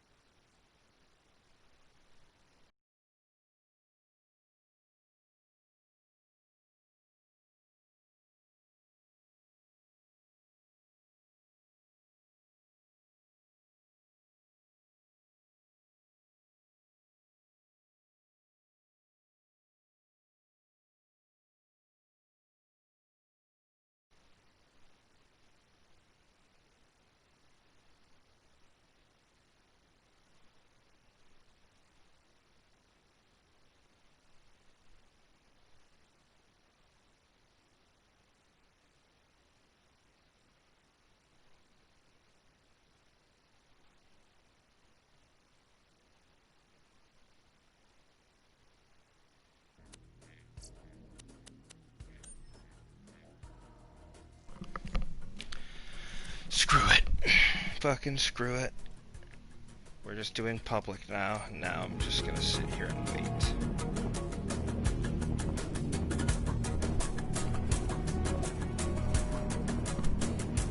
I'm just gonna wait for somebody to show up. That way we can get this stupid bar brawl out of the way. It's taking so long, and I'm not gonna do it solo. I can't do it. I'm not asking for a boost either, because I don't want to. Well, I don't want to cheat. Like, I don't want to. No, not cheat. I just don't want to overdo it. You know, I don't want to overdo it. It's just really frustrating.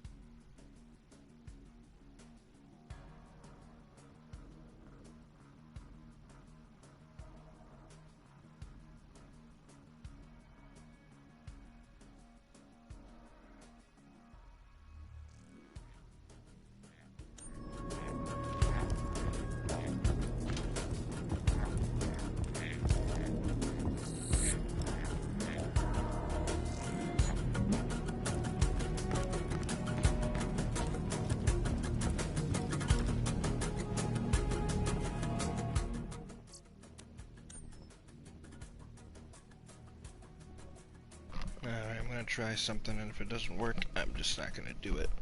So, let's do it.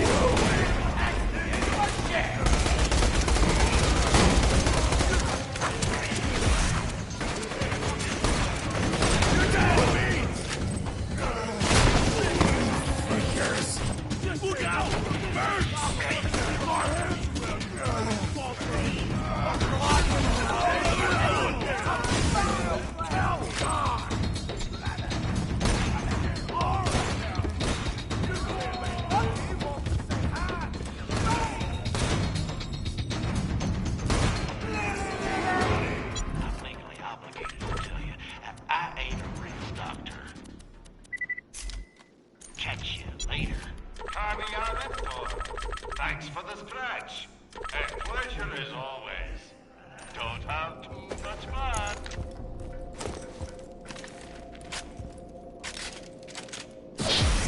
God damn it.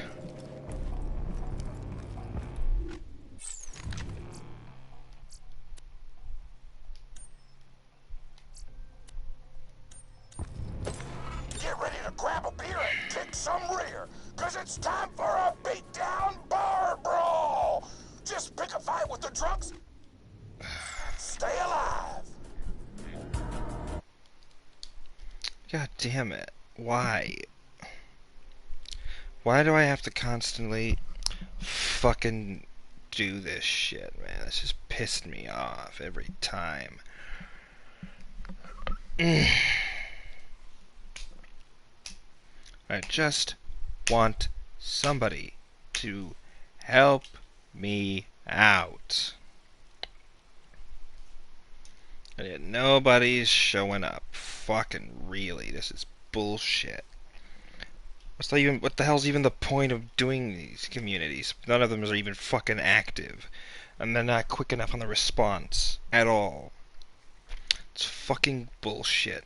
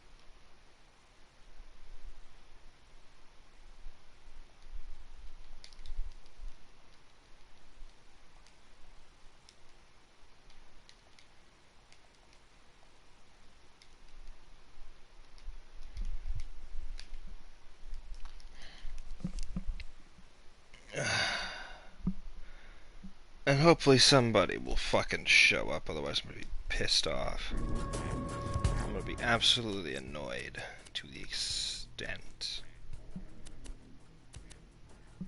I don't want public. I don't want to do public, no. I don't care for public and I don't trust it.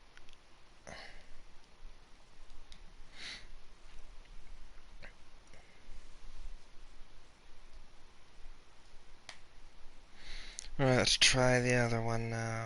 Maybe fucking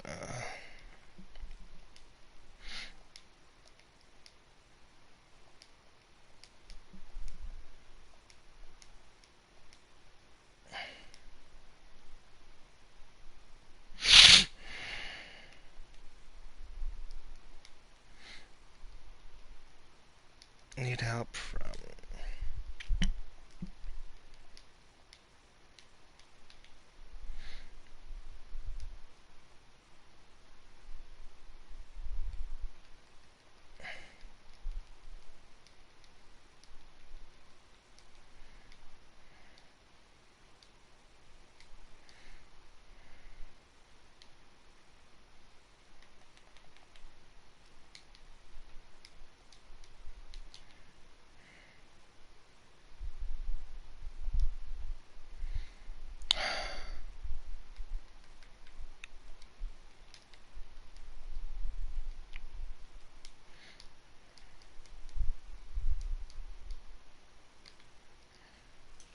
see if that's fucking, informational enough.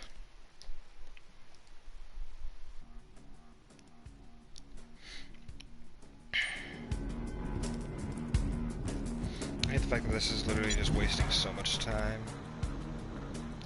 And I have nothing. It's like I know I can return to this some other time, but I want to get it done out of my way now. I'll save your golden life.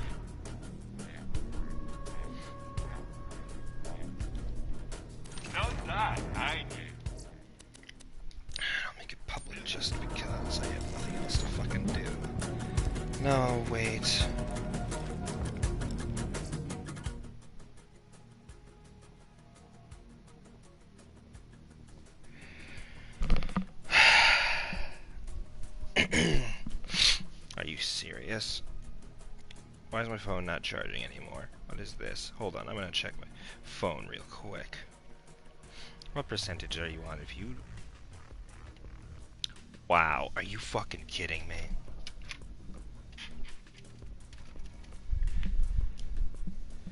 This is so fucking stupid.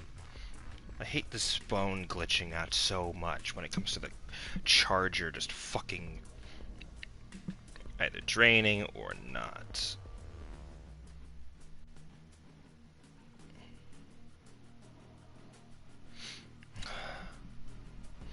God, this is just starting to really piss me off.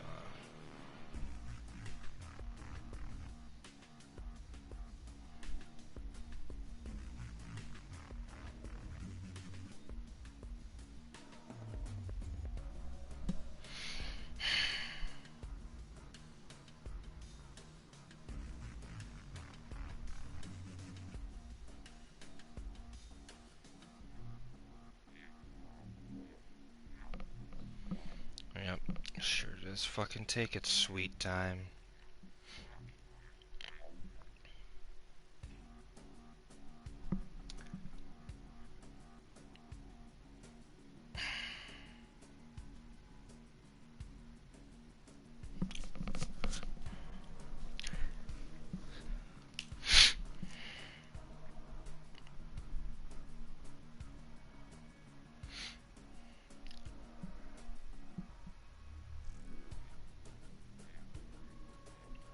I just want it to get done so I don't have to fucking do it anymore. And this is just starting to piss me off.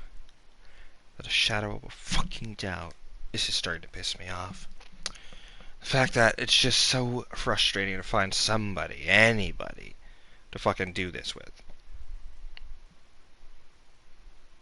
Really? Are you kidding me?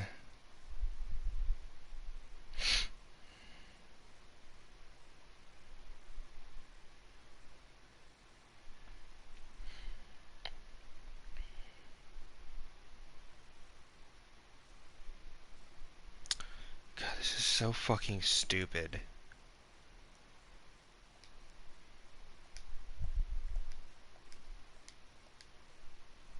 And still nobody shows up. Nobody, still.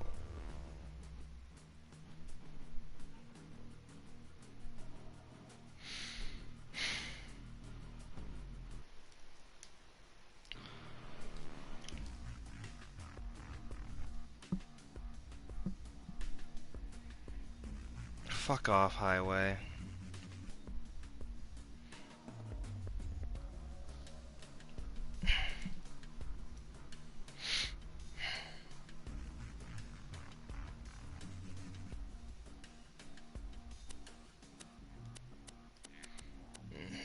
Yep.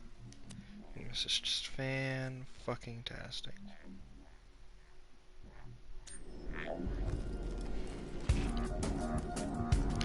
Yeah, fuck this. I'm not doing this. Fuck you. Do I even want to do it is my question, because I don't want to do it again. I've already gotten 100% on everything else. Like, on terms of, so I don't have to do any of these side quests, but I'd rather, so that way the context, and actually it just feels like it's actually done, you know?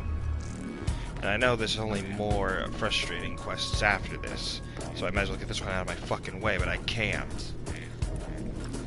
Because there's nobody is online. Nobody wants, like, there's no level 50s that I can play with. There is no level 50s at all.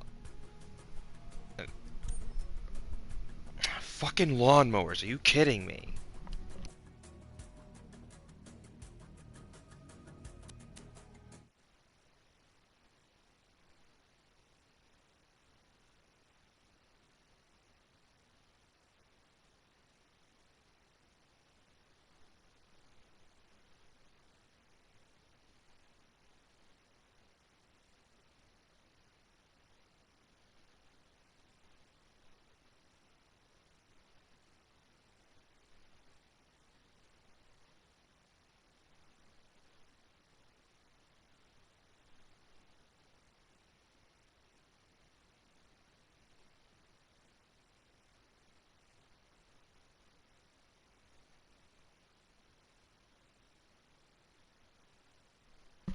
My god, why the fuck is nobody on this fucking community tab? Seriously, this is bullshit.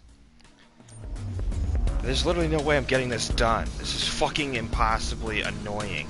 I'm not ending the episode here. I'm not fucking doing that. I refuse to do that. That's so fucking stupid. I want this to be done so I don't have to fucking do it anymore. But no, the game has to always give me some reason to fucking hate this. Seriously.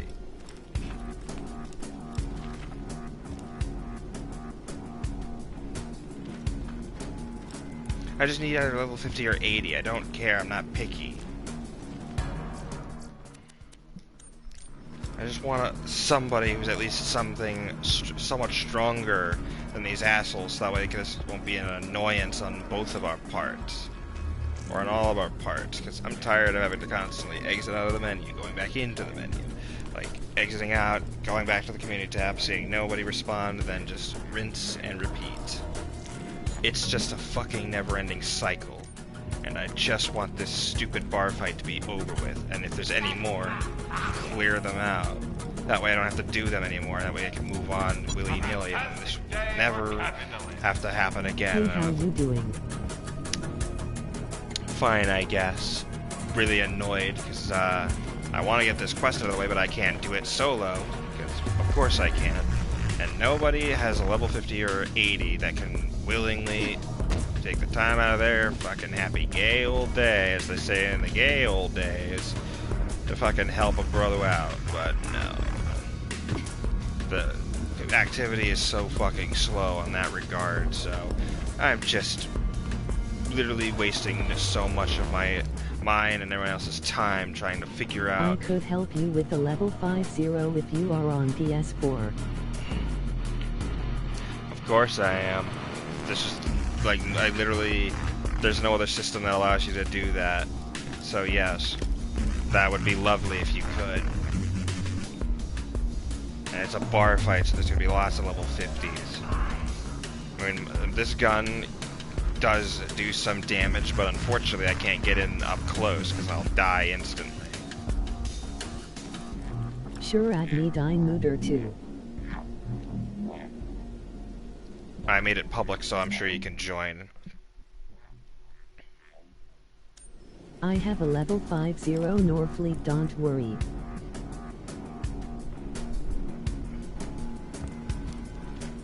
Alright, so I set it to public, and hopefully you should be able to join, and if not, well then, yeah, I'll have to try and do the other thing, too. Now, honestly, I don't know how many there are, so unless I know for certain, don't leave like immediately after it's over, because I want to be sure that there's only 3 tiers and there's no other tiers out after that. You know? As long as that happens, I'm sure this will be a piece of cake.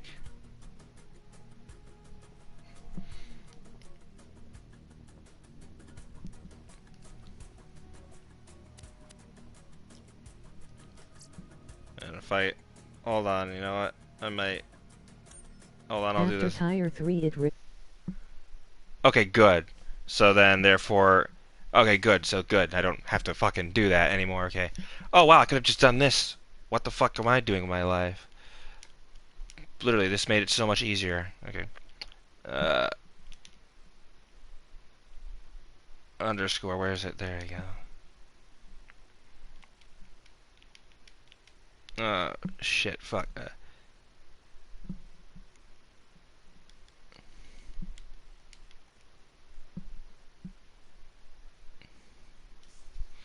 I mean, sure I don't, but it just feels good if I do it. Well, there you are.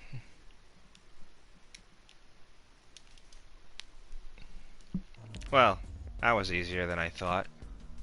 You can do Pete after the tier 1. Oh no, I already got Pyro Pete. I just want to get this out of the way so that way I can proceed with the main storyline and actually say that I've done everything in this place, because the completionist in me refuses to let it go, and I have to give in.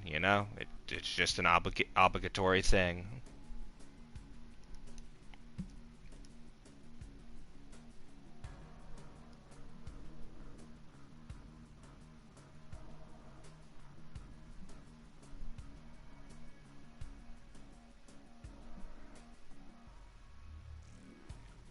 But obviously, this will not be the last time. Of course, I'm going to need assistance with something, but that'll be according to the race thing we do, like when we do the whole racetrack thing.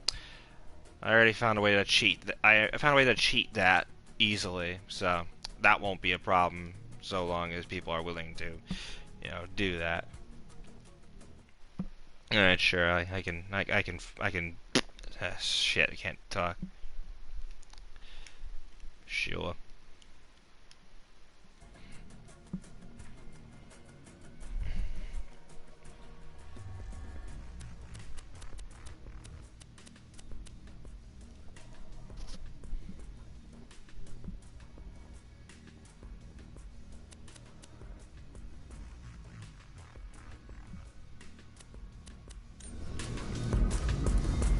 Alright, let's see if that does anything.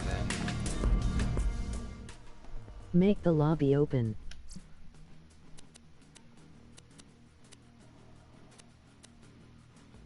Or I can just do this and hopefully that'll make this easier, I guess. And if not, I'll have to do it public then, I guess. Even though, again, I don't know how the whole bullshit works.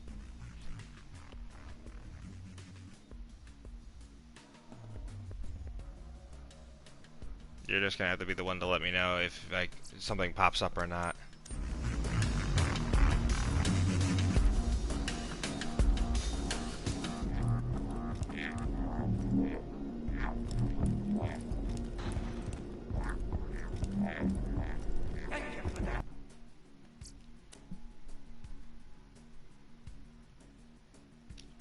Don't you dare lag out on me and crash, YouTube. I will fucking lose my mind. Got away to sec, still no option to join. Alright, I set it to public. Let's see if that happens now. And if it doesn't, well then I don't know what to say or do, because... Get your health and shields right here. You're an organ donor.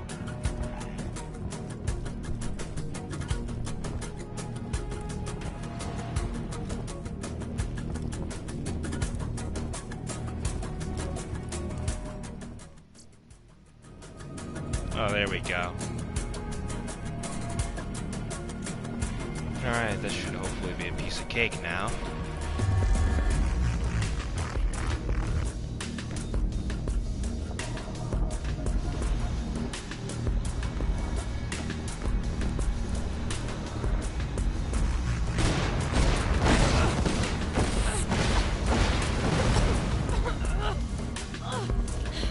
I don't believe that was necessary, but you know what? Hey, I won't judge.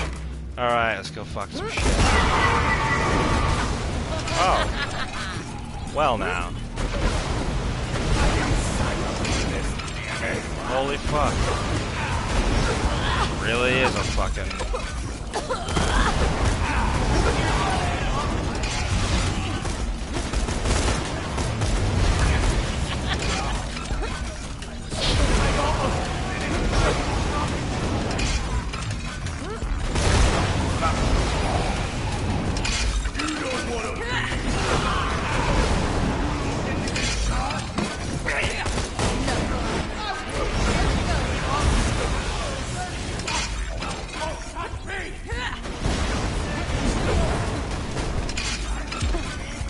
Holy fucking shit, damn. That is what I call payback. That'll be hopefully more satisfying when I hit that level 50 once again. That way, hopefully, these assholes won't be much of an issue. Oh, sweet, another Moxie portrait. You. And another Moxie portrait. Help!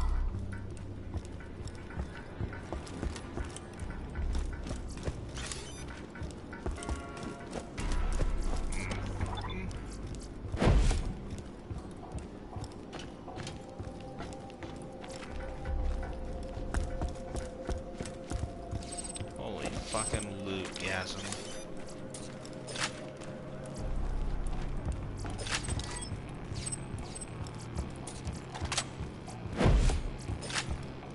Getting that level 50 Norfleet took like 50 Hyperius Runzerg. Oh, I pity you for that. Because, holy shit, Is that healing stuff? Well, granted, I could literally take him, like, easily. Considering I killed that motherfucker in one, like, simple run. Because of my Everescent guns. So, you know. Power is great when it's especially useful in that regard.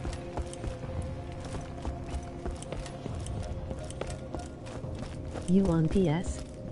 I could help. Thank fucking Jesus. It's over. It's finally over.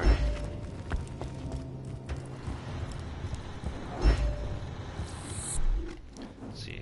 Yeah, I think that's all that's left now is the story, so yeah. Much appreciated. This will probably be a running gag until after I hit level 50 myself, and then I'm pretty sure I can probably handle them, but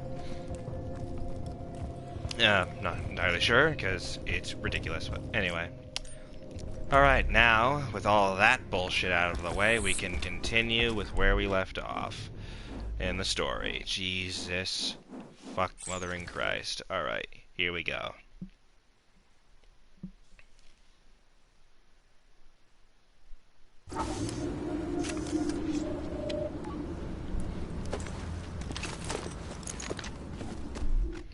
Alright, Moxie, let us now do the training. Now that I got my feet wet in terms of... You could get a group nuzzle for health reckon. True.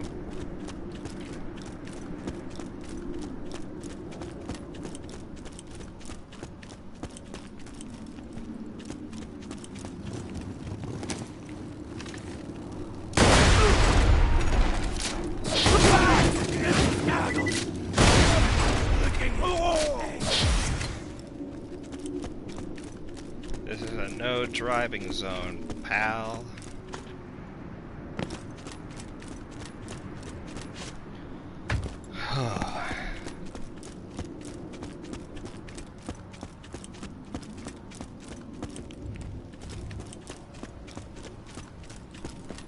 Let's just get this out of the way. Yes, most of my merchandise was ripped from the hands of dead adventurers. I mean, they're basically the same thing.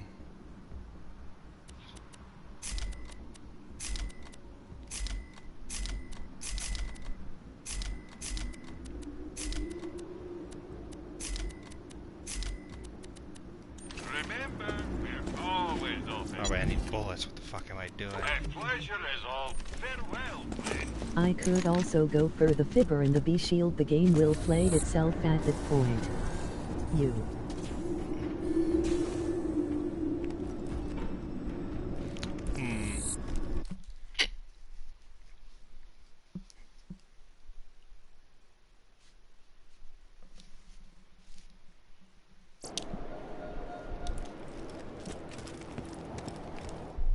Alright, let's see. Oh, convenient. Oh, she has a bar set up, of course. Like what you see. Piston. I can't read that name, so I'm just gonna say you're Phi Boy. Motor Mama. You're now the number 4 badass on Pandora. Oh, I am number 4. Motherfucker. Also, the Iron Trousers. Nice. Nothing is more badass than treating a woman with respect. Thaddeus Rex, Stokes Lahoma, Maniac, Skull Crusher, the Iron Trousers. Wow, I am number 4, damn. So Motor Mama's above me, and that guy, and then Piston. Oh, don't worry, Piston. I'm trying to make a simple like threat when it comes to like pistons, but I can't think of anything, so I'm just gonna blank on that for now until I figure some shit out. Alright, let's do it. Alright. Where's the there's the catcher. Thank you. And now That is the wrong way to drive. I apologize. Alright, let's go this way now. Ouch.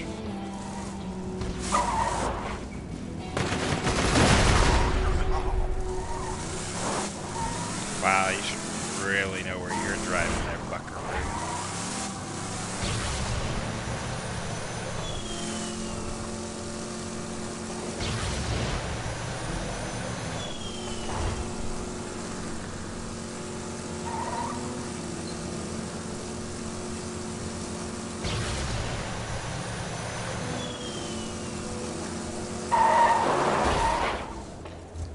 Like a badass.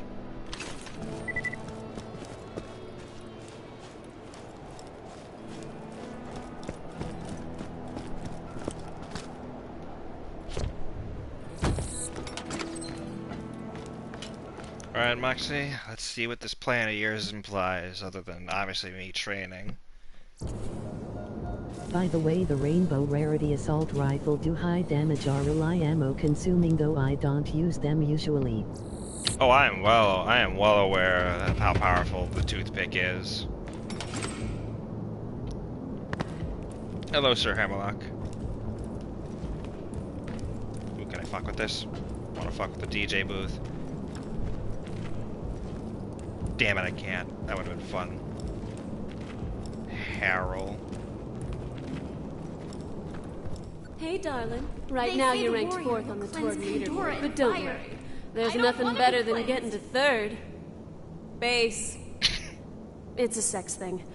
The rank 3 badass is a cannibalistic roadhog named Motor Mama. You'll need to train a little before you take her on, but I've hired the best trainer in the business. Go meet her. Motor Mama's hiding out, just waiting for the other gladiators to kill each other off. Once you're done with your training, you'll be ready to lure her out. Interesting. The peekaboo is really strong, but you can down yourself with it though.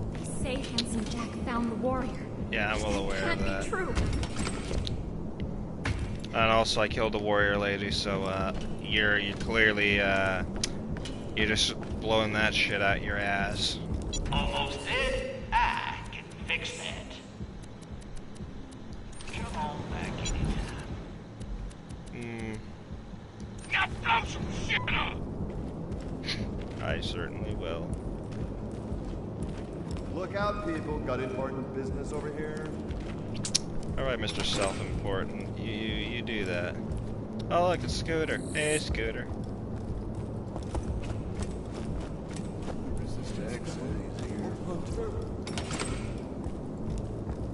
What is it for? People say it's monsters, it's loot, unclear. I don't know how clear you want me to be with that, but okay.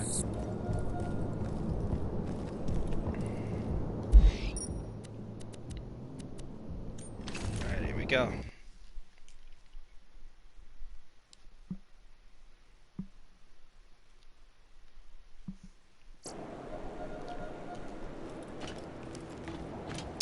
And like clockwork, my vehicle disappears into the night. Thankfully, there's a catch-a-ride station right over here.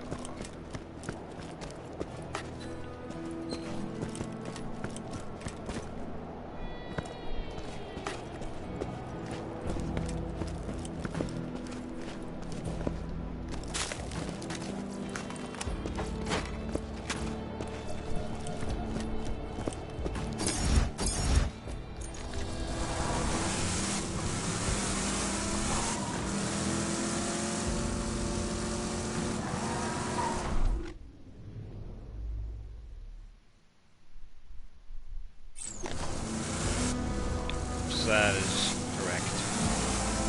Excuse me, Monsieur Puppies, I am going to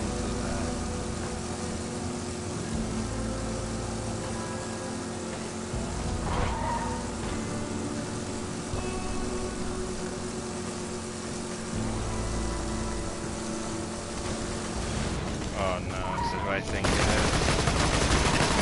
Is it girl? Having a moment, dick. Grow taller. You're gonna ruin my moment, son of a bitch. I'll fucking end your existence. What the fucking want to fist bump you to death, bro. Also, give me that portrait of Moxie. I need it for research purposes. Yoink.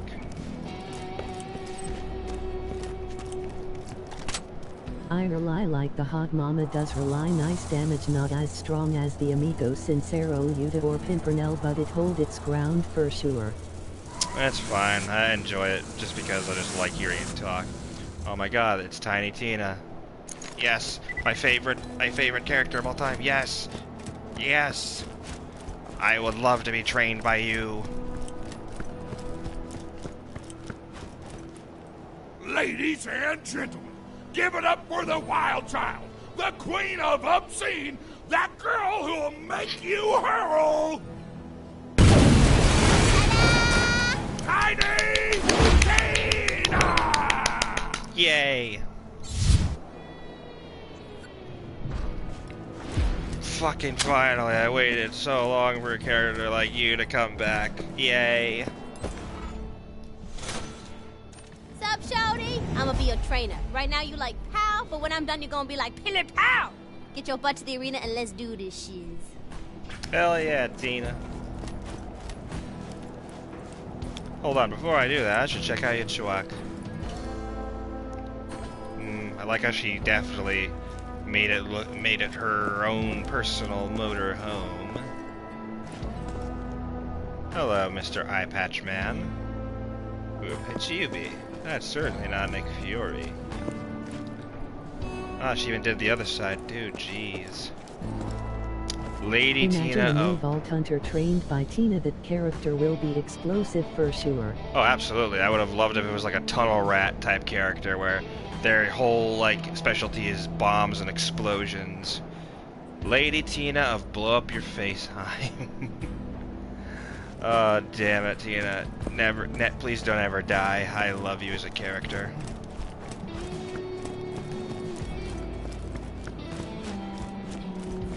Alright. Wait a minute, I just noticed the title. Eat Cookies and Crap Thunder.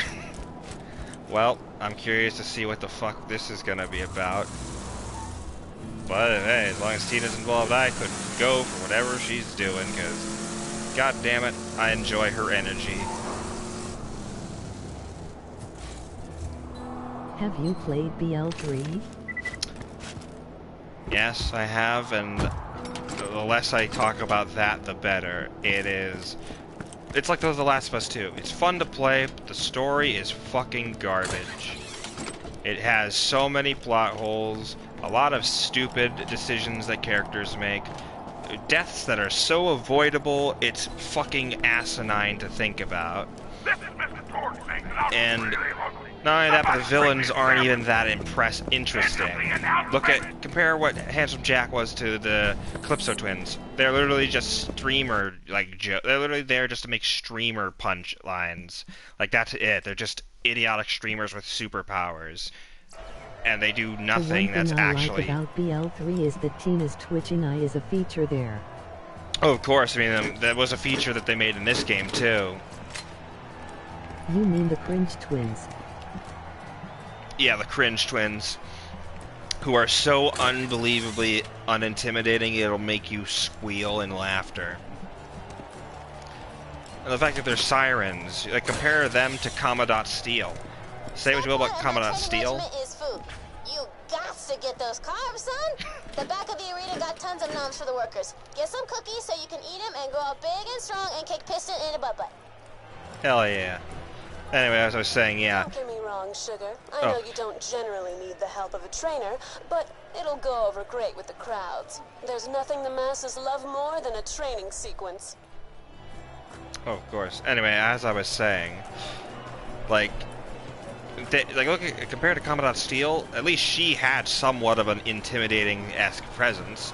Granted, she died like a bitch, but hey, at least she actually didn't utilize her siren powers like some people did. Then Lilith kills herself because every hero has to sacrifice themselves, and Ava trying to be the new substitute for Tiny Tina when we already have Tiny Tina, and you're not utilizing her the right way. She's just another side character. who's not even important enough to be in the main story. Are you kidding me?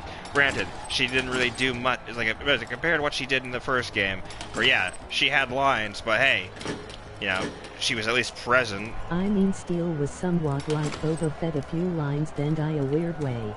I mean, exactly. She was like, I mean, yeah, but like she looked cool while she was doing what she did. Granted, she died, but I mean, unlike Boba Fett, she didn't survive in the end. She just fucking got impaled with a tentacle and then died. But again, that game story also has its fair share of issues, but I think Anthony Birch really made, like, the sequel so memorable because of all the...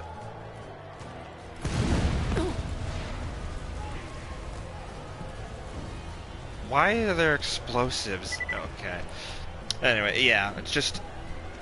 Then the Calypso twins are just...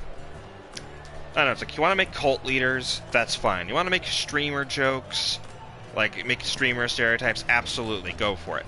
But don't combine the two, because that just does not work. It just seems really silly. And really makes it seem so tone-deaf and inconsistent with itself.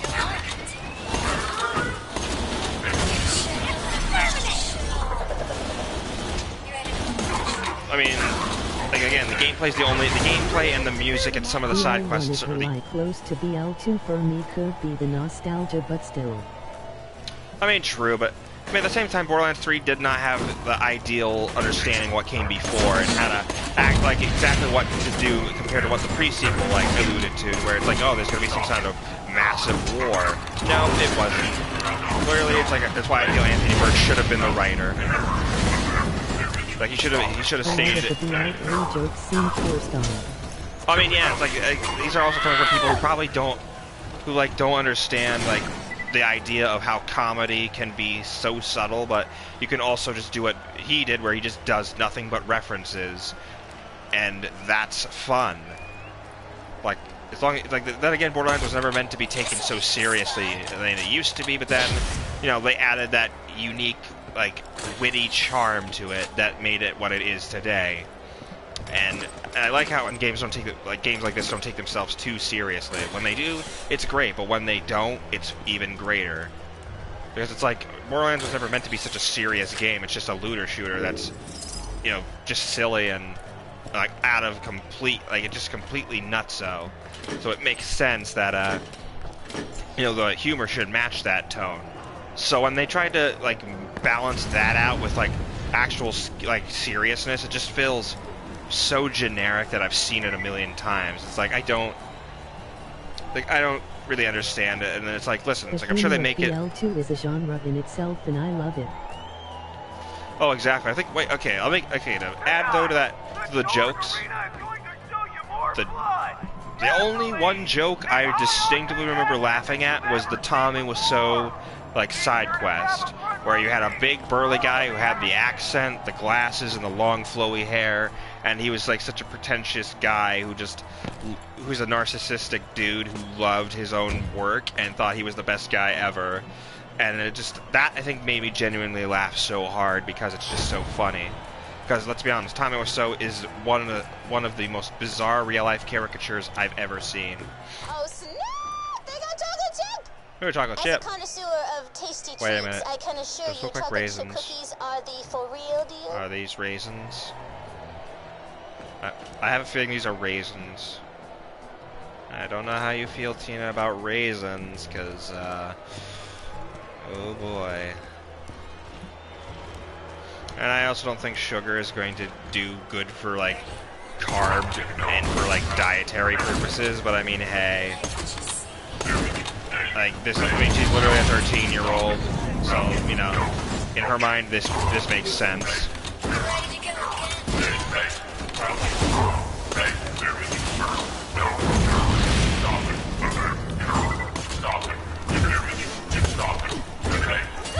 You stop it.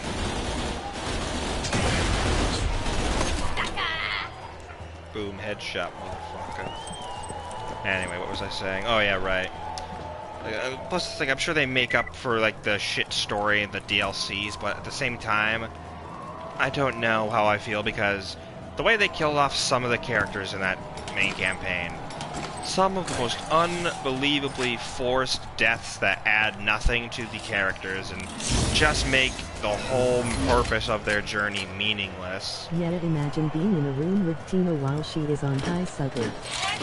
Oh, absolutely. I mean, especially since she doesn't like raisins, I imagine she'll flip her shit if you give her like if you make the mistake of giving raisin cookies. I'm sure, even though I think raisins is fine. I mean, they're literally just dried up grapes. Oh, absolutely. Her death was so fucking unnecessary, and the fact that it did nothing for Ava's character at all. It just was a forced way to give her a character arc to start with, and it's like, that's not how you do a character arc.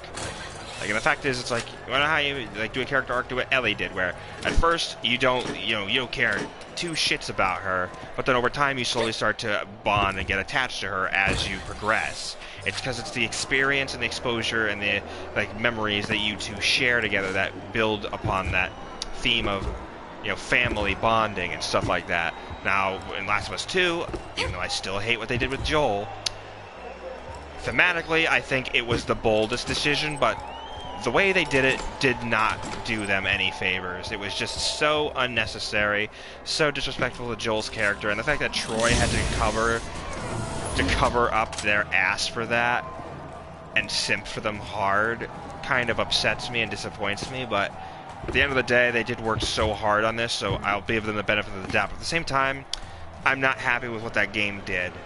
It's supposed to be it's a generic as shit revenge story that does not have a satisfying conclusion. There is no revenge that's fulfilled. You kill all these people, and then when you have the chance to kill Abby, the game says, no, I'm sad, I don't want to do that, and then you spare her. Do I like Pirates of the Caribbean? What do you think about the news? Oh, about them rebooting it with an all-female cast. I just roll my eyes and go, of course they are, because why the fuck not? Clearly we need a Ghostbusters 2016 every other franchise now. But granted, I think it can work because, to be fair, there were female pirates back in the ye old days of, like, pirating history. So yes, it is realistic and I think it can work, but my problem is they're probably just gonna really make it so unbelievably woke that it's gonna be so bad in every single way. Like, or they're probably gonna bash men, they're gonna do all women, strong, independent female characters, and vice versa the whole 300 and other fucking times we've heard that line being spewed out every time a movie like that was made. And every time they do it, they destroy the integrity. I'm not against a female protagonist, but FFS finished Jack Sparrow's story first. Exactly. Jack Sparrow is the face of the franchise. If you're gonna, it's like, I'm all fine with a reboot, but don't replace him, you know, because of allegations that actually have been proven false. Clearly they've been proven false now, so you're basically kind of looking like kind of the nuns if you do that. If you do that, you know what I mean? And not only that, you're just robbing another role from Johnny Depp after the hell he's been put through, you know, with Amber Heard's nonsense and whatnot. Like he earned the chance to get that role back, and you robbed it from him, Disney. And like, don't even get me started. Like, then again, these are the same people who also did not understand how to plot and storyboard their sequel trilogy to make it make sense. And they ultimately ruined the consistency and continuity to where the 9th movie just feels forced. It doesn't feel earned. Like, it does not have, like, the ending doesn't make any sense. It's like it's the end of a journey that already ended in the 2nd film, so there was no need to call this a trilogy. You just made it a trilogy when you forced, you know, like forced your hand to make it. And it's like, look what The Mandalorian did. It did what the sequel trilogy failed to do. It continued the story in a way that made sense and felt respectful. But it was from a different character's lens. A new character that's... just earned it. He made Pirates of the Caribbean to what it is. Exactly. It's like, it's because of him that series took off, because Jack Sparrow's such a lovely character. Like, he's so lovely. The fact that he's just a very animated and goofy character because, you know, like Johnny Depp brought something interesting to that kind of character, which has never been, I'm sure, done before. A lot of people think you gotta eat protein and stuff if you want to strength train, but I'm like, real badasses eat chocolate chip cookies. I'm gonna get that tattooed across my back in Old English font. Oh my god, Tina, I love you, but I don't think that's how that works, but it's all good. Again, she's a child. It's understandable. Anyway, yeah, it's just... I'm just not looking forward to the future of, like entertainment, because I just know this whole woke mentality is just gonna make every single movie that comes out worse and worse. Unless you do it the right way, where you don't bash somebody because of their religion. You don't, demonize someone because of their gender. You don't ostracize somebody because of their skin color, It's like, you want to be inclusive, don't bash men, don't bash white men specifically, and don't call everybody who disagrees with you a racist, misogynist, and vice versa, because that only makes your case much worse in that regard. It really does. It's like, you don't see me going around making movies about how all women are garbage and they should all be exterminated, right? It's like, granted, that movie, I'm sure, has been made before, but I'm sure it was made merely as a commentary or as a means to, like, for example, The Wicker Man. That was a woke movie. In fact, it was actually quite anti-woman in terms of the fact that all the women on the island are basically more deranged and occult-like than the men are, because the men are basically are mute simps that follow their orders. They don't speak up for themselves. They don't have anything else to contribute to their society other than they do all the working. They work and that's it. There is nothing else they do.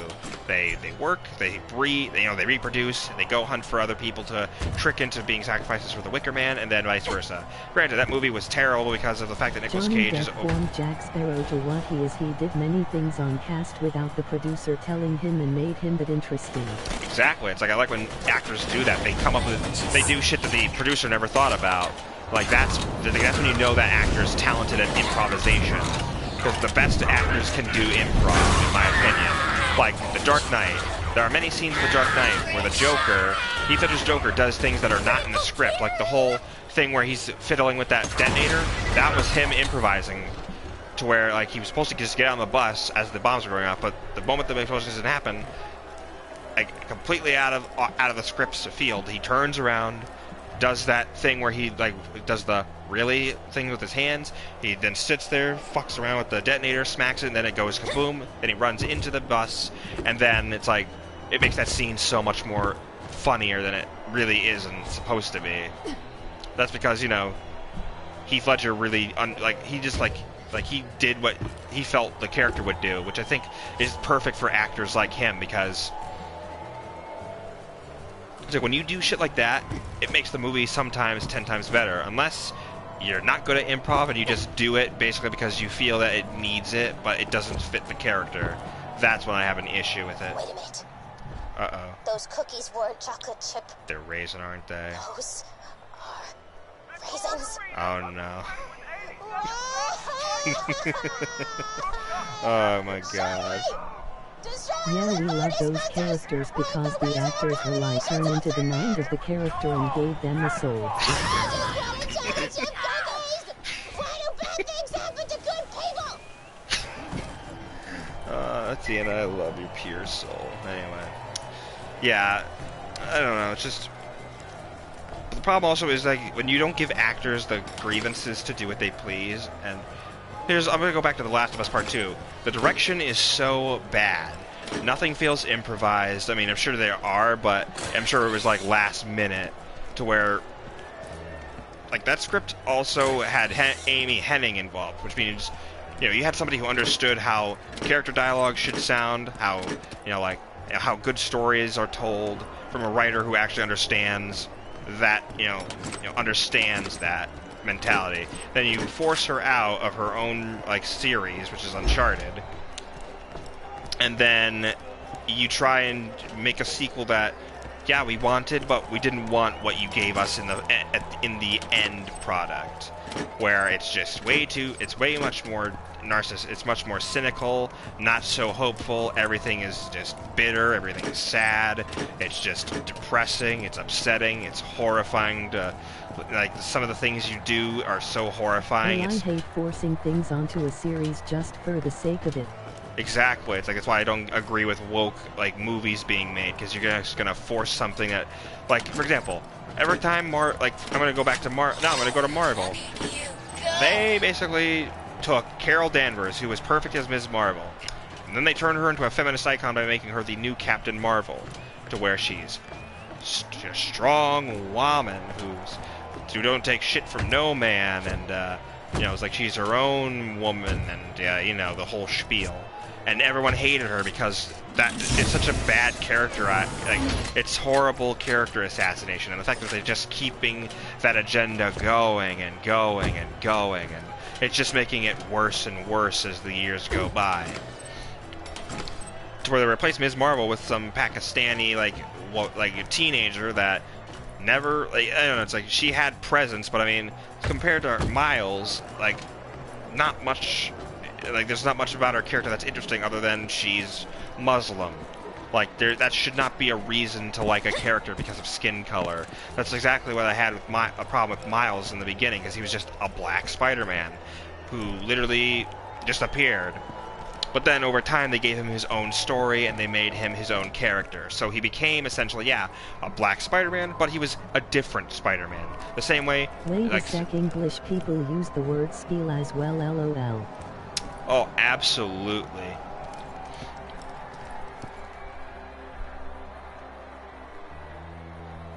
I don't know, it's just nonsense, to be honest. Just the way that they butchered those characters, and then the fact that they try to make like especially with SpongeBob as well, where they said SpongeBob was gay, even though he's not, because basically sponges in real life are asexual, meaning they reproduce by themselves, meaning they have both parts. So technically they don't have a gender or a sexuality, they're just sponges that reproduce asexually.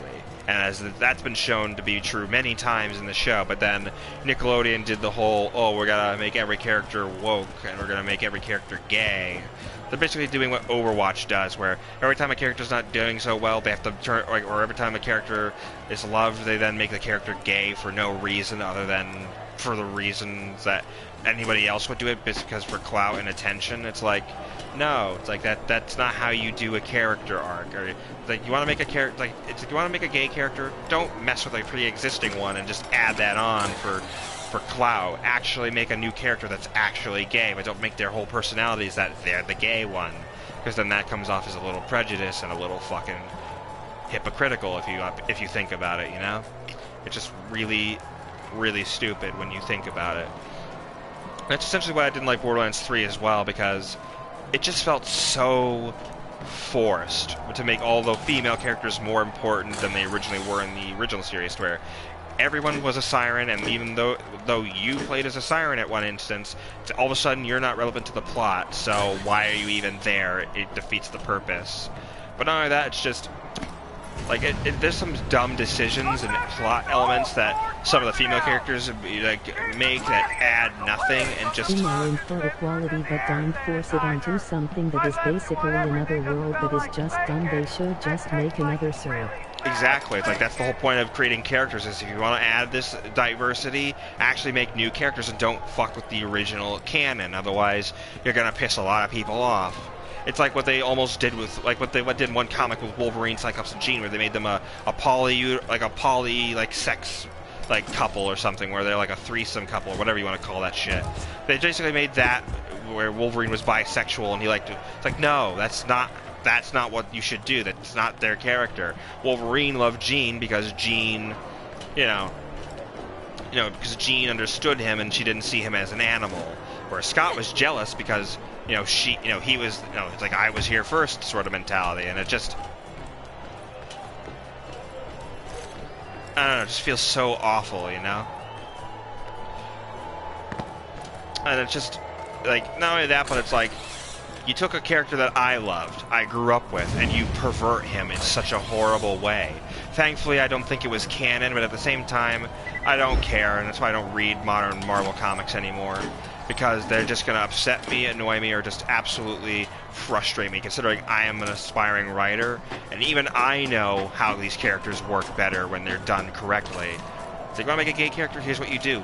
Don't focus on their sexuality, because then that seems like you're overdoing it, and you're basically putting more focus on that than on their actual character, and that's bad.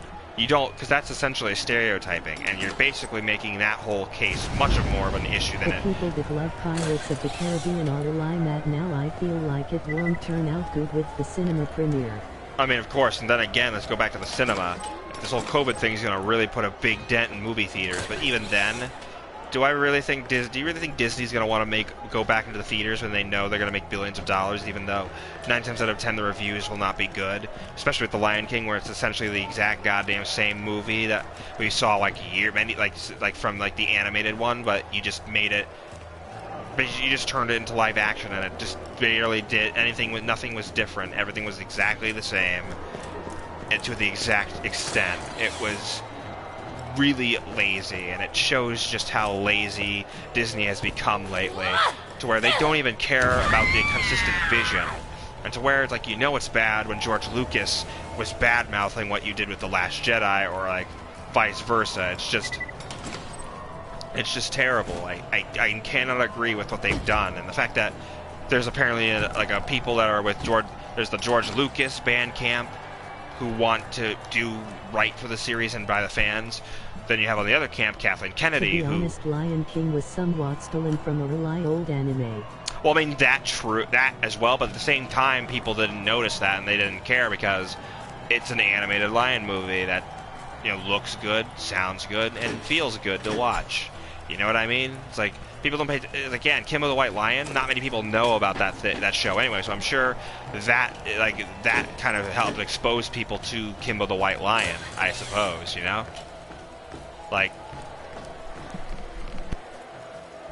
Sorry about that. Basically, it's just... I can't support Disney after all the shit they've pulled with Marvel, and especially with Star Wars.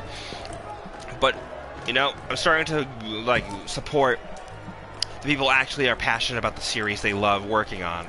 I support Dave Filoni. I support Jon Favreau. And I will always support George Lucas because it's because of him that Star Wars became what it was today. And yeah, say what you want about the prequels. At least they're movies that had a plot. They had an actual arc that began with episode 1 and then ended by episode 3 that led into episode 4. Yes, the writing is not so good, but at the same time, you can look past it because it's not relevant,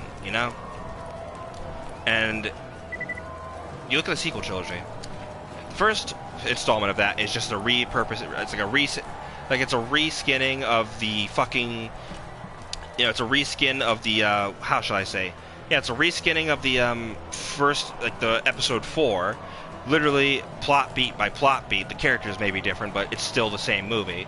Then episode 8 tries to subvert expectations by being something new, but it does not understand how to do it respectfully and in a way that makes sense. And it just feels really, really insincere. You know what I mean?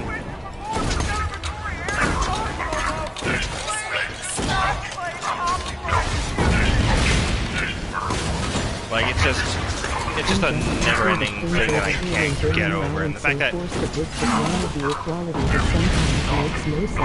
are a mean machine. Of course, and that's why I love Germany and countries that don't fucking support that mentality, because that shows you're still smart and intelligent enough to understand that you can be diverse, but you don't have to be so diverse that you have to be absolutely hostile to others that don't agree with you, like it is in America, where everybody and their mother is just so uptight about everything, to where it's just getting so pathetic that it's literally interfering with movies and music and even video games now. Somebody's destroying the food dispensers. In a few months, all the workers will probably starve to death.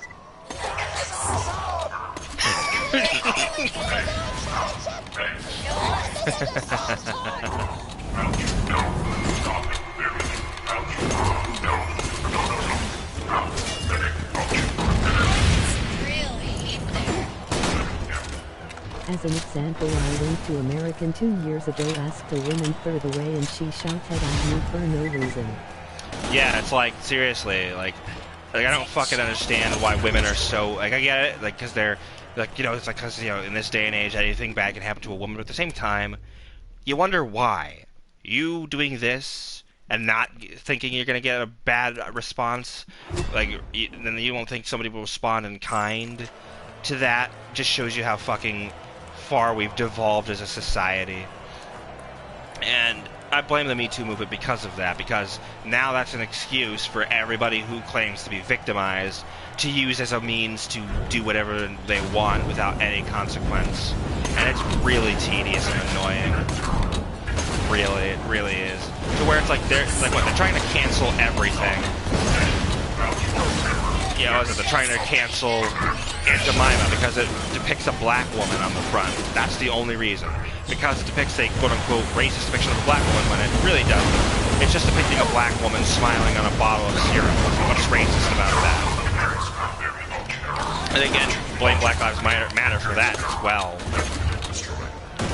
Like, granted, that's another movement that had a good cause, but because there were a lot of bad apples in there, they used it for means that did not support that mentality of black people are important and they need their voices to be heard. To where people just use that as an excuse to just riot and do terrible things just because they feel that, yeah, why not?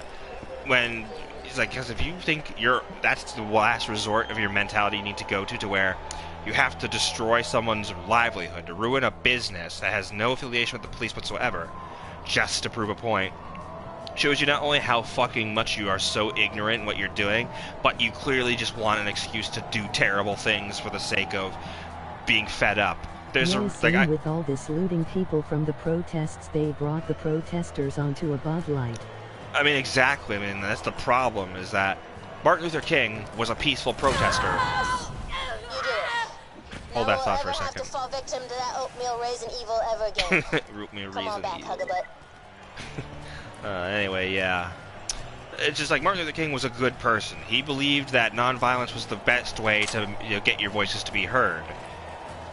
And to where even his own grandson butchers one of his quotes where he says, like riots are the result of a group of people whose voices are the results of the unheard.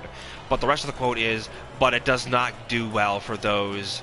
It does not do well for those societally. It's like societally and logically and shit like that. Where it's like he says, yeah, riots are the result of people who want their voices to be heard, but it does no good for anybody, not even them, basically. And the fact that there are people that do peaceful protests, which I still support because that shows you that they believed in Martin Luther King's teachings to the letter. But you compare that to people that, it's like, that was, mind you, in the day, but it was at night when the riots would start to take place, and it was just unnecessarily uncalled for. And the fact that it's like lots of people, would you listen to a person destroying your stuff or a person actually talking I'd friendly? prefer somebody being friendly than somebody who's literally destroying my livelihood and career just for the sake of venting their frustrations. Like, mind you, we're in the middle of a pandemic, which I guarantee you has just been blown out of proportions, and compare the deaths overall to the amount of people that are alive on this planet, I guarantee you they're just really over-exaggerating it and doing what the media does best. Milking that fear-mongering tactic dry until it's useless, and then they... Mind you, remember when George Floyd happened? They stopped talking about COVID and they focused on that. Then when it no longer suited their purpose, they went back to COVID. Like fucking that. Boom. One minute they were talking about COVID for a long, long time, then all of a sudden, boom, we're going to talk about George Floyd and racism and da-da-da-da-da, and then bam, right back to COVID. And it's like, are you fucking for real? Like, that just shows you how fucking wrong the news is for that, because it's like, you claim to want to do right by these people, here's what you do. Actually talk about this instead of talking about it, glossing over it, saying nothing afterwards, even though that the whole point of being a news anchor is not to put your opinion in other people's throats. You're supposed to report the news, have no feelings whatsoever, be neutral, and that's it. But then again, this would be the one excuse where I say you can get away with doing that. But no, of course they didn't do that. No, of course they didn't. What do? They just pushed the agenda just for the sake of it. And then, like usual, they tossed it aside and went back to what made the big headlines. It's just like, like, then again, I don't take the media in this country seriously. I never did, and I never will, because I know they're just gonna do some terrible things just for the sake of. I don't understand Trump as well, though they're bug people, but that is no reason to turn the military against the people you swear to protect. Exactly, and I mean, then again, Trump was a figurehead for hate because nobody wanted him. But at the same time, he said things that people liked, and that caused him to get the vote. Granted, nobody wanted Hillary because the chances of her doing something terrible were very high, but compared to Trump, it wouldn't have been as bad compared. Even if that is stupid of me to say, but that's the truth. Your training is complete for now, Maho. Let me know if you need any more help from a master. Until then, get to a battle board. Moxie's fine ass set up some fights for you that should pull Motor Mama out of hiding. Understood, Tina. Thanks for your training. Anyway. Yeah, like, all I'll say about Trump is he may be the president, but, like listen, it's like, I expect him to make some good choices, but given his history with not thinking before he speaks and sometimes saying things that are unnecessary, like, I will admit, yes, it's uncalled for, and I feel he should be called into question, but at the same time... From Germany, and I knew that.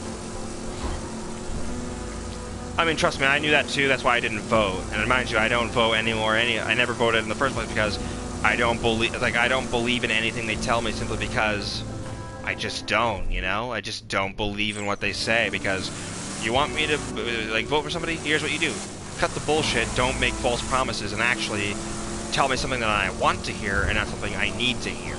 Get what I'm saying? Like, actually convince me that you understand what you're talking about, that you actually give a shit about these people, and that you're not just saying it just for the vote.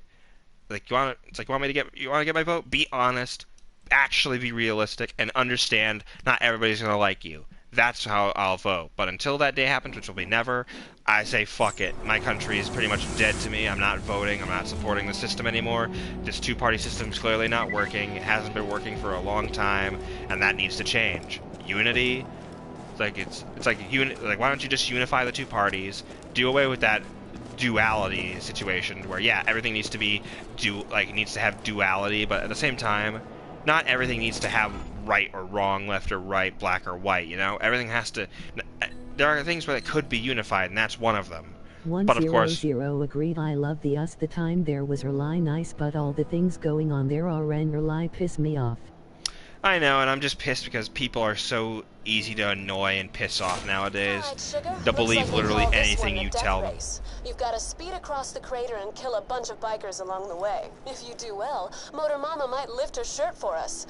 Metaphorically. Wow, Moxie, wording. My dear Moxie, you should have phrased that better. But yeah, it's just I can't deal with that kind of shit, if I'm being honest.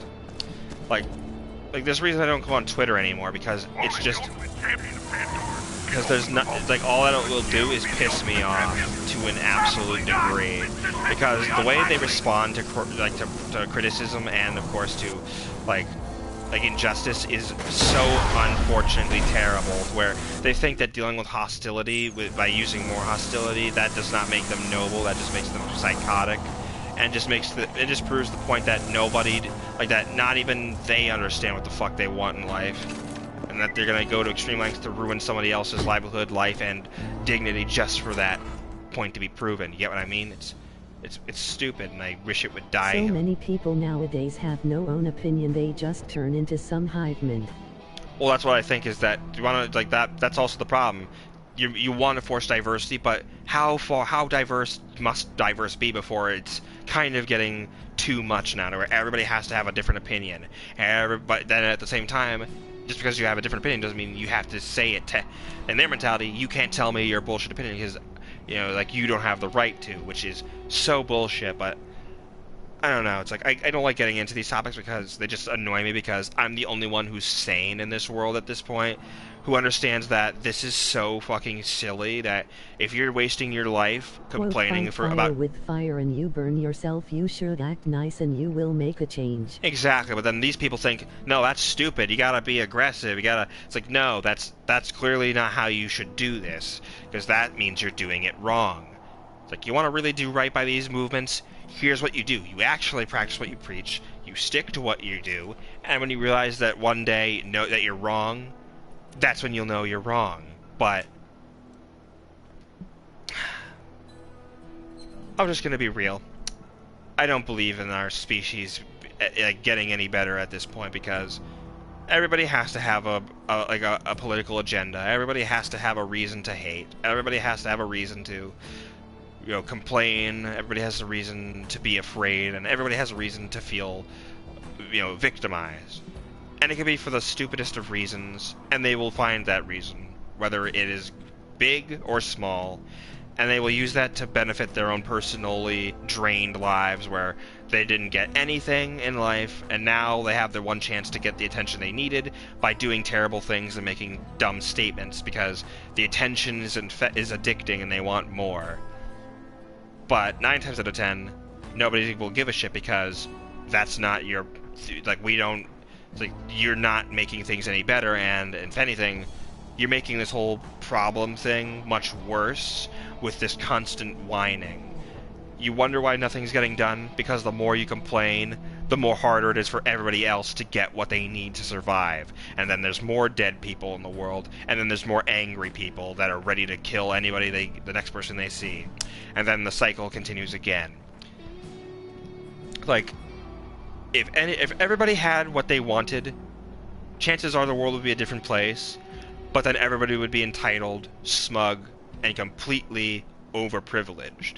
But if you take everything away from everybody, you're going to have angry mobs that are going to rebel, and they're going to do terrible things until something's done.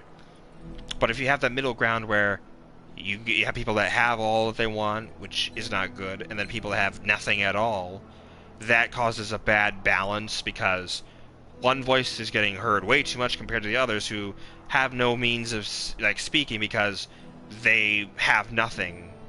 And the fact that they have nothing is just horrifying in and of itself.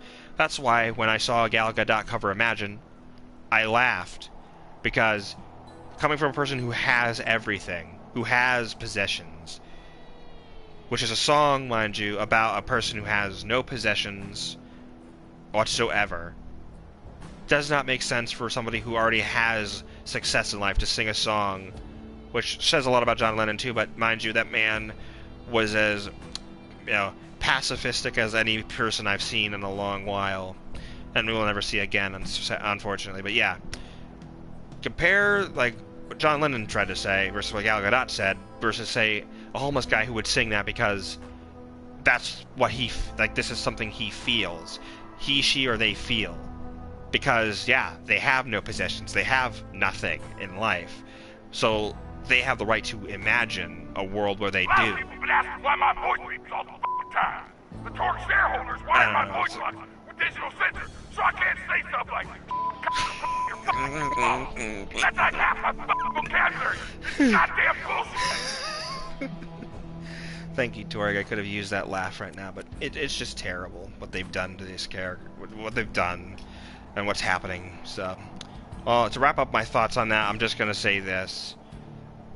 If you really think there is a reason to hate anything in life, think about the people who lost a mother, or who lost a father, to people who are irredeemable, and compare that to what's happening now. Do you really think defunding the police... Homeless people are sometimes the best. Gave a homeless $50 and he shared it with his friends. Exactly. It's like 9 times out of 10, some homeless people will actually be happy that you're giving them money, whereas others will use it as a means to obviously filter their addictions to buy more, which is sad, but I mean, hey, it happens. But, as I was saying, to wrap my thoughts on that, if you really think that you have a reason to hate because one man got shot by cops, I want you to think about this.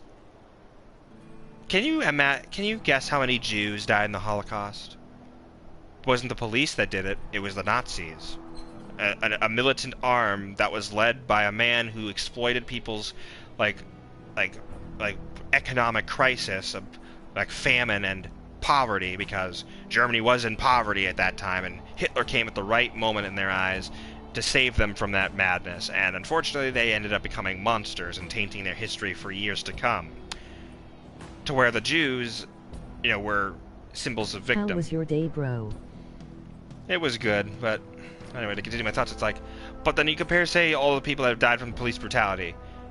Black people aren't the only ones to have died by the hands of a police officer. Plenty of whites have died, plenty of Hispanics, which, mind you, I'm half Hispanic, and that's racist to even say that, to insinuate that they don't matter either, because my father grew up in a shit neighborhood, and he turned out to be a terrible person.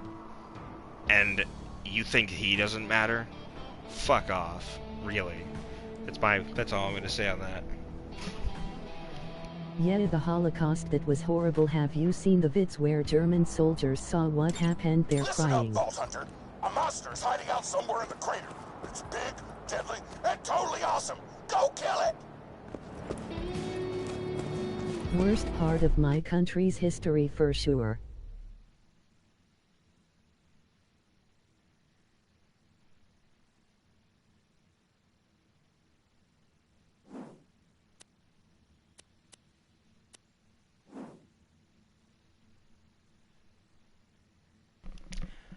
And it's just... Listen, it's like, I get violence as a natural part of our instinctual, like, need as a species. It's been in our DNA since day fucking one we walked on this earth. But to fucking insinuate that this is a justification to do these things, I got news for you. Martin Luther King died because he spoke his mind, because he had something to believe in. And to quote Cult of Personality, when a leader speaks, that leader dies. Think about that. Whenever somebody who stands up for something and is a good person and understands what they need, if they're, like, pure at heart, they die. Because there are people in this world that do not like their outspoken nature and will do whatever they can to get rid of them. And you compare that to, say, a man who, yeah, died in the hands of police, but should the entirety of the police forces across the country pay for it? No. Of course not. It should be the people that are held responsible that deserve to be paying justice the right way. And yes, there are someplace. Sorry. Yeah, it's just... Not every cop is he was bad. an amazing person. He lived for his belief without making others suffering. Exactly, and like, you know you're not a good person if you resort to such terrible, like, tactics to make people suffer. That's not good. That's something Hitler would do, because he believed, he believed in his own mind that it's like that. In order to make people better, they needed to commit mass murder and mass genocide. And what happened? Innocent people were killed. Children, especially. Now, compare that to George Floyd and a bunch of other people who died. You really think it was a racist attack? No. Because the police officers at that time did not understand what they were working on. Like, there were police that just did not understand the context and the key signals that were given in that situation, and because of that, a man died. A father died. It's not because the police were racist. It's because the police misread the moment, the context of the situation, and they took it as a means of a threat, or because they just didn't know what the fuck they were doing when they were handling him, which is what some cops do. But my grandfather was a cop, a damn good one, and he's seen some horrible things. He had to walk into a murder scene, and to this day, he refuses to talk about it. You think a cop is racist because they hate people? That's not true. In fact, my grandfather loved doing what he did because he's a good person and he believed he was doing good things, and he still does to this day. But to sit there and insinuate that all cops are evil, it just shows you how fucking much generalizing one group does to this country. It's happened with blacks, it's happened with whites, it's even happened with Hispanics. Generalizing all those people to be one thing because one person did this horrible tragedy, that's bad. And the fact that, people still, like this one time Jim Carrey made a painting of Mussolini being lynched, and his granddaughter saw that and thought that was disrespectful. And what happened? She was mocked, she was ridiculed. People harassed her, basically demonized her for having a grandfather such as Mussolini who, yeah, did terrible things, but that's not right to literally fucking, like, say that to a child, let alone somebody who didn't ask to be descended from their line, but they were, and they're proud of the fact that they were Mussolini's because they were, I'm sure, they're able to learn from his mistakes and were able to be better people for it. So to sit there and show the prejudice, you look like you want to talk about prejudice? That is prejudice right there, and that's my problem. Is like you want people to forget the past. Like, yeah, don't forget the past, but don't try to erase it and pervert it either, because that just shows you how fucking far this whole PC, like, political correct nonsense has gotten really bad. All right, boy, let's do this. All right. Anyway, just wrap this up. Be nice to people. Don't be an asshole unless they treat you wrong. Fine, and you know it. Thank you. But if you're gonna do right by the world, don't be a cunt unless they're a cunt. Don't fight people unless they provoke and threaten you with real violence. If be you the put bigger a person into the role of a monster, they will eventually turn into one. Exactly. People just don't get that. I know, and that's unfortunately this thing. That's just something that they're never gonna get. And I'm just gonna say, I tried to warn you. I tried to help, but this is the way you treat me, and as a result, I can say nothing other than I don't care for you. Anyway, enough of that depressing, droll stuff. Let's get back to something that'll actually make things better. All right, Tina. What's the sitch? Oh my god. Do you know who just arrived at the beatdown? No, I don't. Sully the Stabber. Cool. He's my third favorite mass murderer in the entire world. Third you favorite. have to get his autograph for me. Get his signature on this, please. Please. If I don't get his autograph, I'm gonna die. He's my favoriteest. He killed every living person on the bathroom list with nothing but a rusty butter knife. If you don't take it, I'm gonna start crying. Please. Yeah, true. Please. Let's get back into some better mood. Oh, baby, please. Please, baby, please. Yeah, please. That was Please by Tiny Tina featuring the Vault Hunter on bass. Oh my god, thank you so much. Sully's out on the beatdown. Just bring me his autograph and you will be my favorite person ever! Forever! I will, Tina, just for you.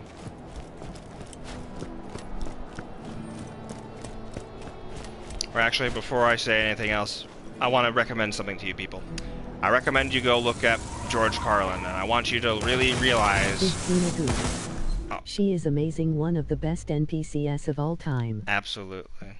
I just wish she was a Vault Hunter in 3 that you could play. That would have been badass. But anyway, I'm going to recommend George Carlin. You guys go check out his stuff, and I want you to study what he says and realize that he is one of the probably the most realistic philosophical comedians that unfortunately no longer exists anymore.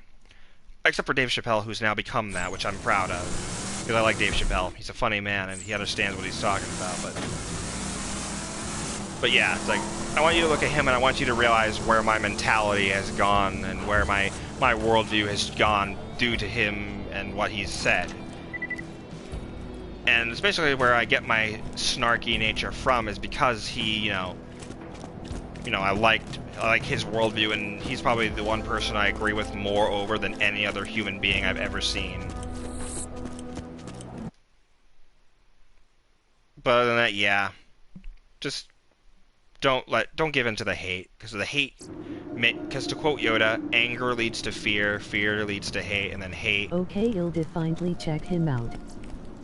Yeah, it's like, quote Yoda, yeah, anger leads to, fear leads to anger, anger leads to hate, and hate leads to suffering. And that's where I think we're gotten in the world. We went from fear to anger, then to hate, and now we're at the point where we're all suffering now. And it just keeps repeating itself every chance it gets. Okay, where is this guy? Okay. I'll do these last two quests and then I'll end this episode. But Hi, Scooter Man's talking at you. There's this slag-sucking little bitch named Emma. Slag-sucking little bitch. told me he tried to cop a feel on her, so that son-bitch has gotta die. Now, I hired a few extra trigger men to deal with this rat-tapping ass just in case. But I gotta give my old pal first dibs on him. You know what I'm saying? You know our besties, you know that. Oh, Scooter. And if the hope dies, only the hate remains, and then the circle continues. Yep, it's like revenge. There is no peace after vengeance. There's only emptiness. Because you dedicate your whole life to wanting to avenge something, and what happens is you end up losing something along that way. You lose, really, emotion itself, because you did what you thought you could never do, but it's left you empty. And because it's left you empty, there's really no other way out than to just move on and just try and make sense of what the world is now that you become someone that you weren't ever meant to be before. Like, trust me, revenge can turn somebody into a can turn good people into ugly monsters at times. Especially to given to the extent of whatever, like, caused them to seek out the revenge. It's a very ugly, thing, and that's why I feel these riots have done, where they had a noble idea, but then the riots turned to looting, to stealing, and to destruction. I'm just happy nobody was murdered yet, because that's when you know things aren't gonna get better. To where it's like it's gotten so bad to where now people are just killing people for the shits and giggles. Don't kill Hamhawk. I stretched the truth when I told Scooter he tried to cop a feel. Hamhawk's no angel, but I was drunk, and honestly, what happened was pretty consensual. Like 4 to 5 bases worth of consensual. So here's what I propose. You take out the other hitmen Scooter hired, and you let Hamhawk live. Sound good? Hey, why don't you kill Hamhawk yet? You know he used his brother's spine as a skipping rope, don't you? And went to the national championships with the damn thing. Besides, I roared the hell out of you once you deep six him. Gosh damn! Oh, Jesus Christ. Oh, my goodness. Yeah, the looting rally made people look down on good protesters rally, sad to be honest. Indeed. But you know what? That's just what we are in the world now. If it will go back, we have a long ways to go before we can really, truly fix things. So until then, we're stuck here. All we can do is just wait and hope.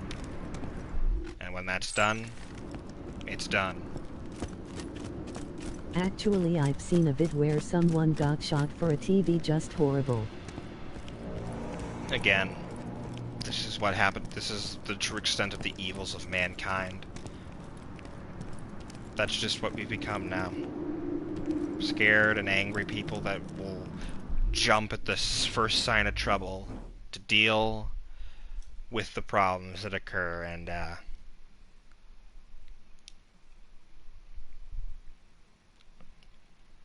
don't know, it's just... I can't make sense of it myself, and I can't help to explain what my feelings are on it. I just don't care, if I'm being honest. I stopped caring years ago when I realized this country and really the world is far from what I want, from what it should be, and how we have a long ways to go before we truly are better than what we were before. Take the shot. To where we're still clinging on to religious dogma as a means to gain hope.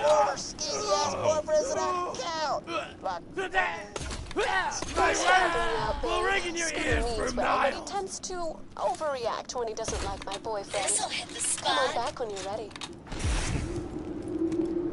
But yeah.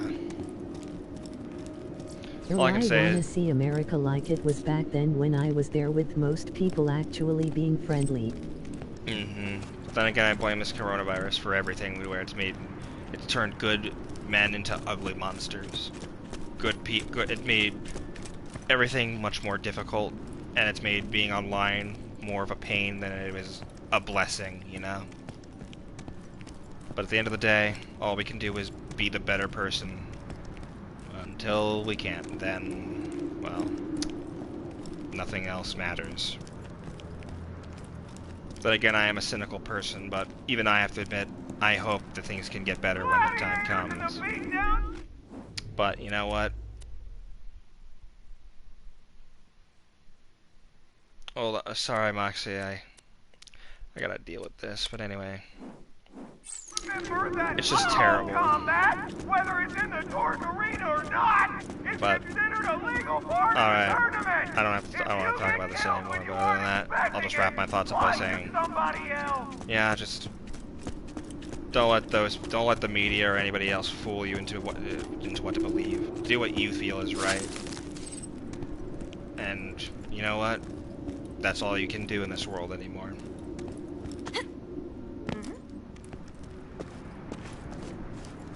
Alright, where's this guy? Anyway, on a more lighter note.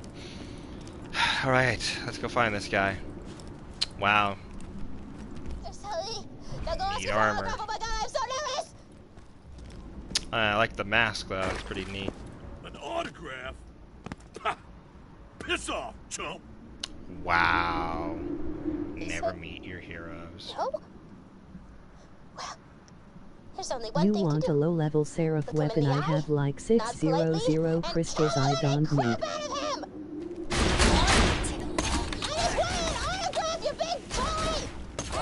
love the way you Thanks for kill. helping me with that girl.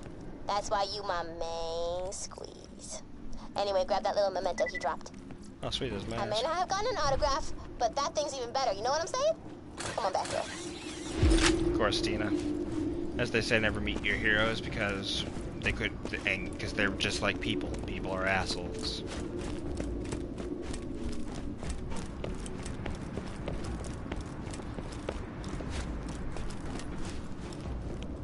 And, well, I will take you up on that offer. I think I'll pass for right now.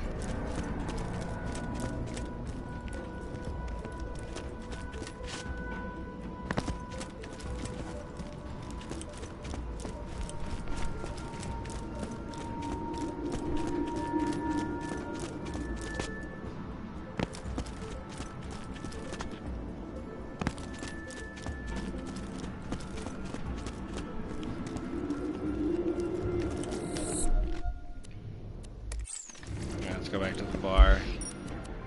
I have my PSN, just tell me when you need something. Of course.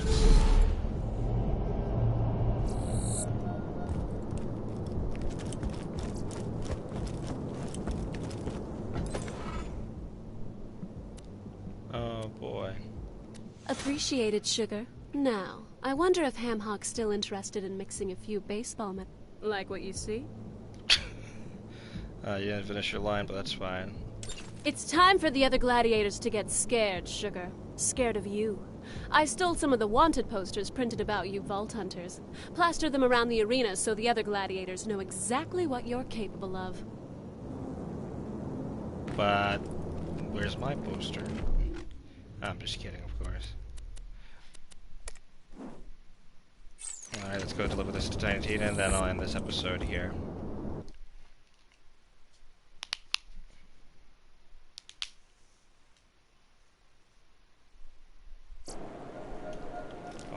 Oh my god, there's another quest already. Add up 10, you get like max money from 5 weapons, and the game is just a kill rate basis, get stuff and repeat. That's why I have so many chars. Oh no, it's the fucking death race.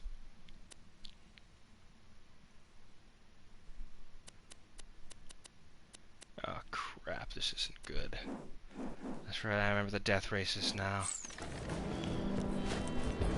I know there's gonna be a lot of side quests, but that's fine. I can do them all one at a time, but I won't do them for this episode. I don't want it to be too long.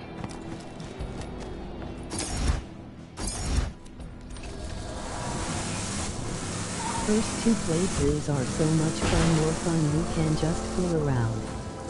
I guess, yeah. Oh no, wait a minute, that's the death race. What the fuck am I doing? Oh, I need to go to turn this into Tina. What am I doing? I'm a fool.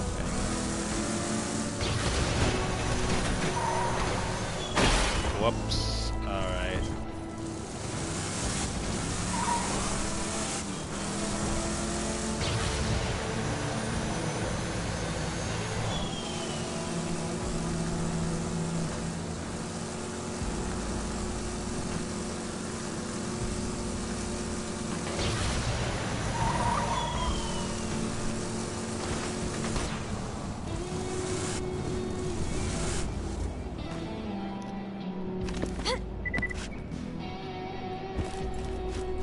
Ready to go again, huh?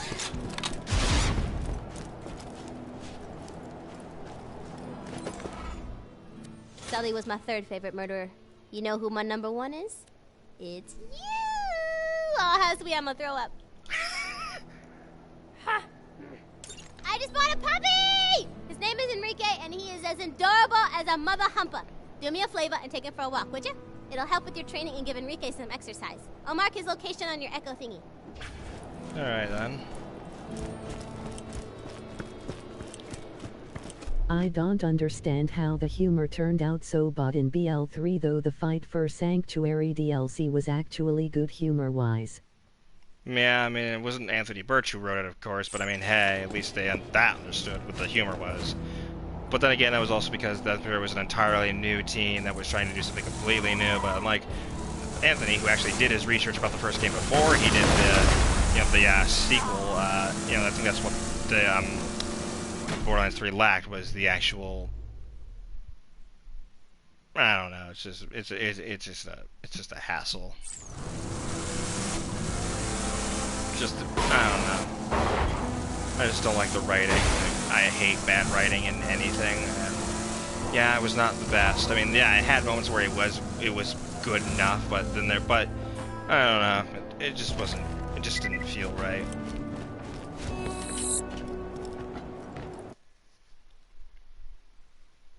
But yeah. Anyway, I think I'm about. I'm gonna just wrap up this episode now. All right. A lot of time for this. Thank you all for joining me, and I will see you in the next one. Ciao. Well, there are still many DLC. We just gotta hope. Indeed. But on that note, I'll see you in the next one, folks. Ciao.